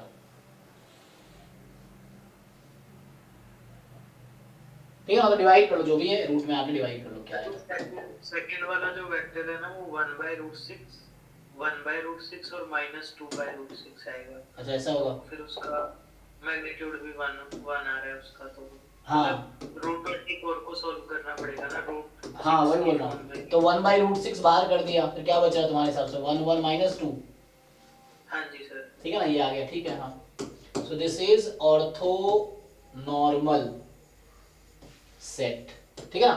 तो ये कोई भी क्वेश्चन 3 का होगा तभी ऐसे ही करते, 3 का होता था u3 minus u3 v1 v1 v1 u3 v2 v2 v2 v2 इस तरह से लिख के सिंपलीफाई करो। तो वो हम कल क्वेश्चंस करेंगे, असाइनमेंट आपके पास है ही या मैं भेजूंगा, भेजा है ना ऑलरेडी, तो उसको ट्राई करो और कल डाउट क्लास होगा। अभी मैं एक वो बता देता हूँ, एक और कॉन्सेप्ट रह गया ना, चेंज ऑफ बेसिस वाला।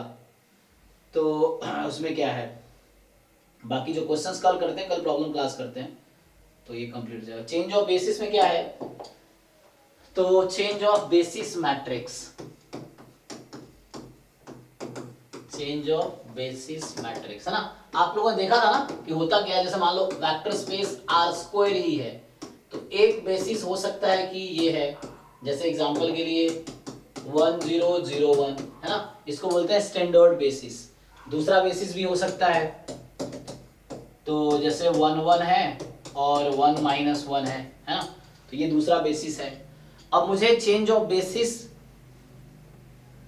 क्या करना है मुझे, अब कि एक होता है पहली बात कि मुझे एक मैट्रिक्स बताना, चेंज ऑफ बेसिस मैट्रिक्स, वो क्या होगा।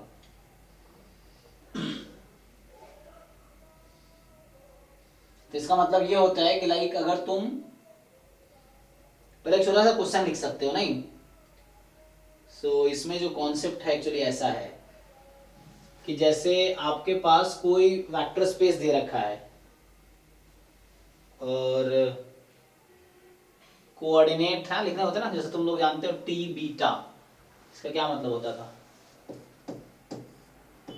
इसका क्या मतलब है,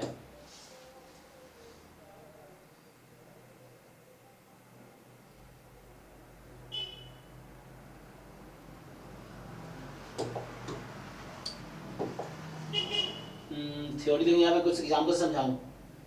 जैसे मान लो तुम्हारे पास एक एग्जांपल से समझाता हूँ, देखो।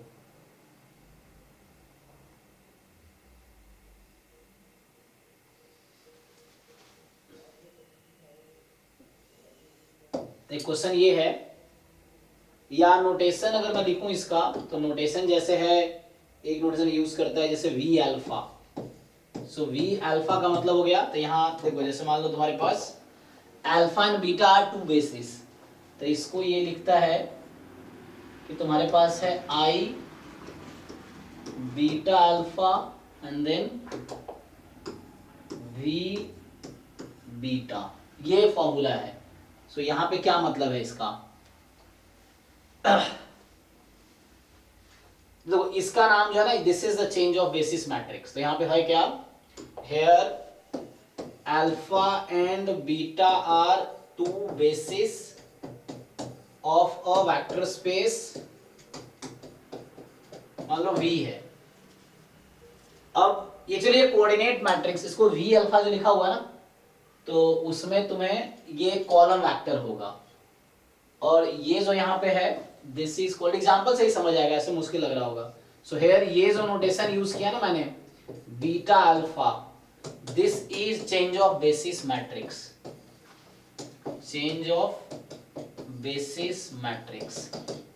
और ये जो V अल्फा लिखा है ये क्या है, सो V alpha is coordinate vector. तो यहाँ जो नोटेशन लिख रहा हूं मैं, अभी बाद में एग्जांपल देता हूँ, मैं थ्योरी लिखा देता हूँ। तो ये जो V अल्फा है ये क्या है, what is this V alpha, तो ये जो V अल्फा है दिस इज कोऑर्डिनेट वेक्टर बोलते हैं इसको हम, कोऑर्डिनेट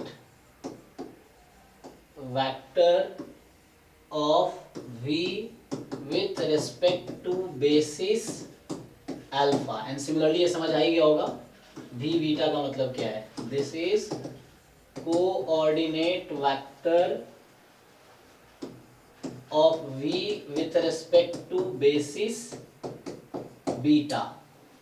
तो हमारा पर्पस क्या होता है, जैसे एक बेसिस मान लो बीटा पता है, तो बीटा के रेस्पेक्ट में तुम ये कॉलम वेक्टर निकाल सकते हो, ये कोऑर्डिनेट वेक्टर बोलते हैं इसको हम। और इसको आप अगर मल्टीप्लाई करोगे चेंज ऑफ बेसिस मैट्रिक्स से, तो फिर वो कोऑर्डिनेट वेक्टर आ जाएगा जो V का ही अल्फा बेसिस के रेस्पेक्ट में है। तो ये ऐसे समझ नहीं आएगा, एग्जांपल देखो।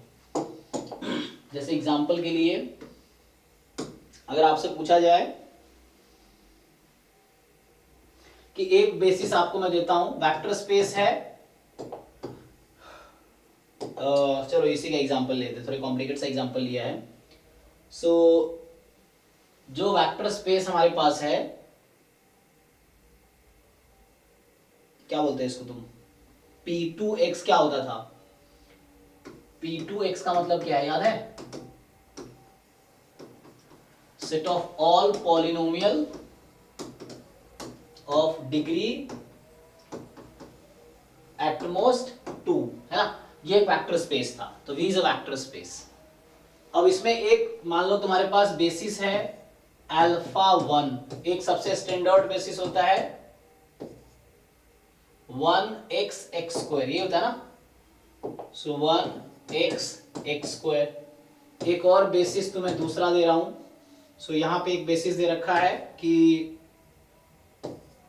x माइनस 1, या इसके हिसाब से लिखे तो ये कह रहा है कि ये है x square plus x plus 1, x square plus 1 and x minus 1, ये भी एक बेसिस है। और तीसरा मान लो बीटा लिख देता हूँ इसको मैं, है ना, अल्फा बीटा गामा, मान लो ये अल्फा है, ये गामा, ये सब बेसिस है तीनों, ठीक है। तो अल्फा बीटा जो बेसिस है ये ऐसा है 2x square plus 3x plus 1, and अगला है 2x square plus 2x plus 1, and अगला है तुम्हारे पास माइनस एक्स स्क्वायर माइनस, है ना, क्योंकि एक वेक्टर स्पेस के पास इनफाइनाइटली मेनी बेसिस हो सकती है, कोई दिक्कत नहीं। तो मैंने 3 बेसिस लिखा है, इससे पहला तो स्टैंडर्ड बेसिस है। अब अगर मैं तुमसे पूछूं कि what is the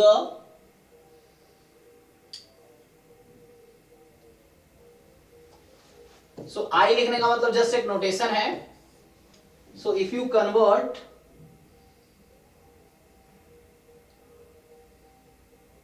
alpha two beta, है ना, तो अगर मैं तुमसे पूछूं, चलो पहले मैं लिखता हूं आई, तुमसे पूछा जाए अल्फा टू बीटा कन्वर्ट करना है, तो ये क्या आएगा? This is a change of basis matrix from basis alpha two beta. तो ये कैसे फाइंड करोगे? क्वेश्चन ये है, हाउ टू फाइंड दिस. बाकी में भी ऐसे हो जाए, कोई वेक्टर स्पेस होगा ऐसे ही काम होगा. ये फाइंड कैसे करेंगे? तो उसके लिए मुझे क्या करना पड़ेगा कि ये जो हमारे पास बीटा वाला है उसको लीनियर कॉम्बिनेशन लिखो अल्फा वाले के. तो जो बीटा के एलिमेंट्स है ना, जो बीटा हमारे पास बेसिस है उसके एलिमेंट्स को अल्फा बेसिस के एलिमेंट के लीनियर कॉम्बिनेशन में लिखो. तो मतलब तुम क्या कर सकते हो, 2x square plus 3x plus 1 को तुम्हें इसके लीनियर कॉम्बिनेशन में लिखना है. इसके लिए बहुत दिमाग लगाना पड़ेगा, है ना. a time this plus b time this plus c time this तुम कर सकते हो लिख के, फिर abc निकालो. तो मैं बता देता हूँ डायरेक्टली क्या आएगा. So this can be written as, ये बता रखा है ना कि ये आ जाएगा 2 time x square plus x plus 1 and plus में x माइनस 1 टाइम, ऐसा लिख सकते हैं. जो दूसरा एलिमेंट है 2x square plus 2x plus 1, इसको क्या लिख सकते हो? सेम तरीके से लिख सकते हैं. तो ये आ जाएगा x square plus x plus 1 plus एक, तुम चेक करना है पड़े, x square plus 1 plus x minus 1, ऐसा लिख सकते हैं.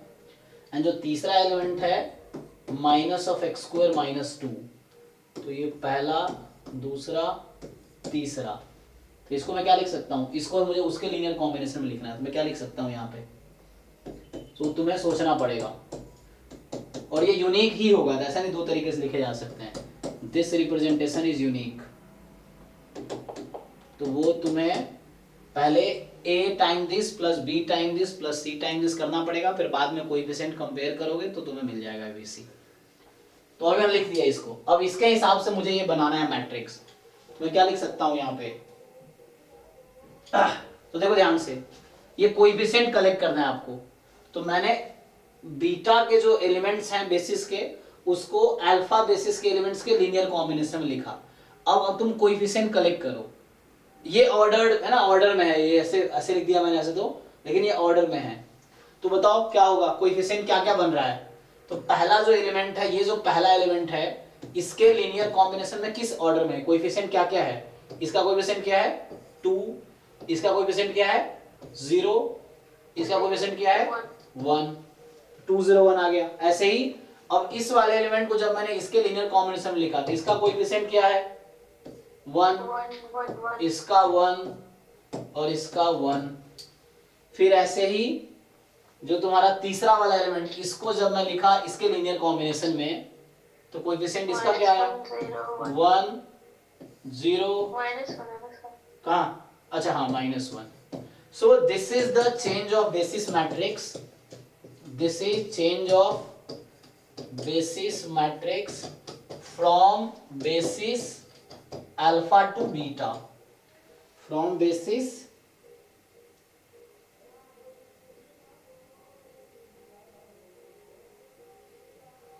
Alpha two beta. From basis alpha, अरे यार क्या हो रहा है, बेसिस अल्फा टू बीटा. अच्छा, अगर आपको उल्टा लिखना हो तो उल्टा भी कर सकते हैं, या इसका इनवर्स भी निकाल सकते हैं. अगर आपको ये एक मैट्रिक्स आ गया, suppose this is the M matrix, M बोल दो, दिस इज, आपको अगर अल्फा चाहिए, अल्फा बीटा, है ना, तो यहाँ मैं नोटेशन थोड़ा उल्टा लिख रहा हूँ. इस बुक में लिखा है अल्फा टू बीटा, कुछ बुक में ऐसा लिखा रहता है अल्फा बीटा.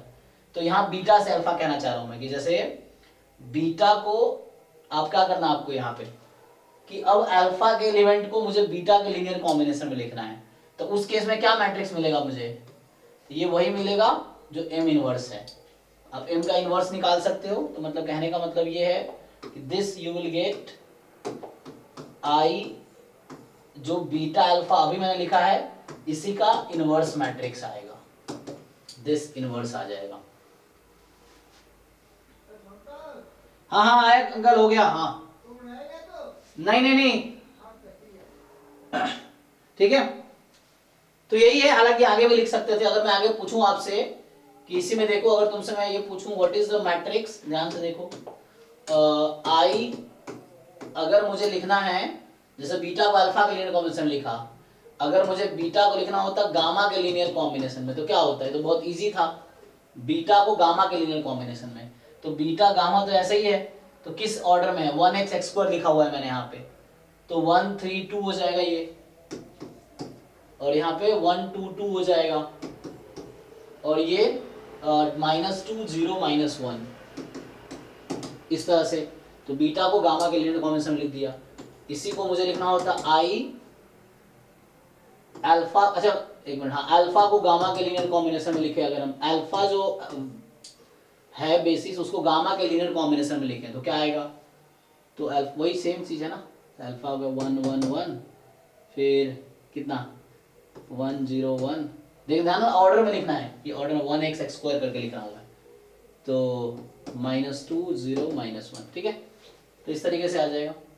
तो ये इसी का नाम है change of basis matrix actually, कि एक बेसिस से दूसरे बेसिस, क्या करना है कि कोई आपके पास जो बेसिस है उसके एलिमेंट्स को दूसरे बेसिस के लीनियर कॉम्बिनेशन में लिखना है, फिर जो कोएफिशिएंट्स मिल रहे हैं उसका एक मैट्रिक्स बनाना है, this is called change of basis matrix, ठीक है। तो ये तो थ्योरी हमने कंप्लीट कर लिया आज लीनियर अलजेब्रा का। अभी असाइनमेंट भेजूंगा, आप ट्राई करके आओ, जो भी गेट के क्वेश्चन लीनियर अलजेब्रा के एटलीस्ट वो कंप्लीट करो, गेट और जैम के भी, और जो डाउट रहेंगे कल डाउट डिस्कस करो, फिर ये कंप्लीट हो जाएगा, ठीक है। तो अभी के लिए thank you and good night.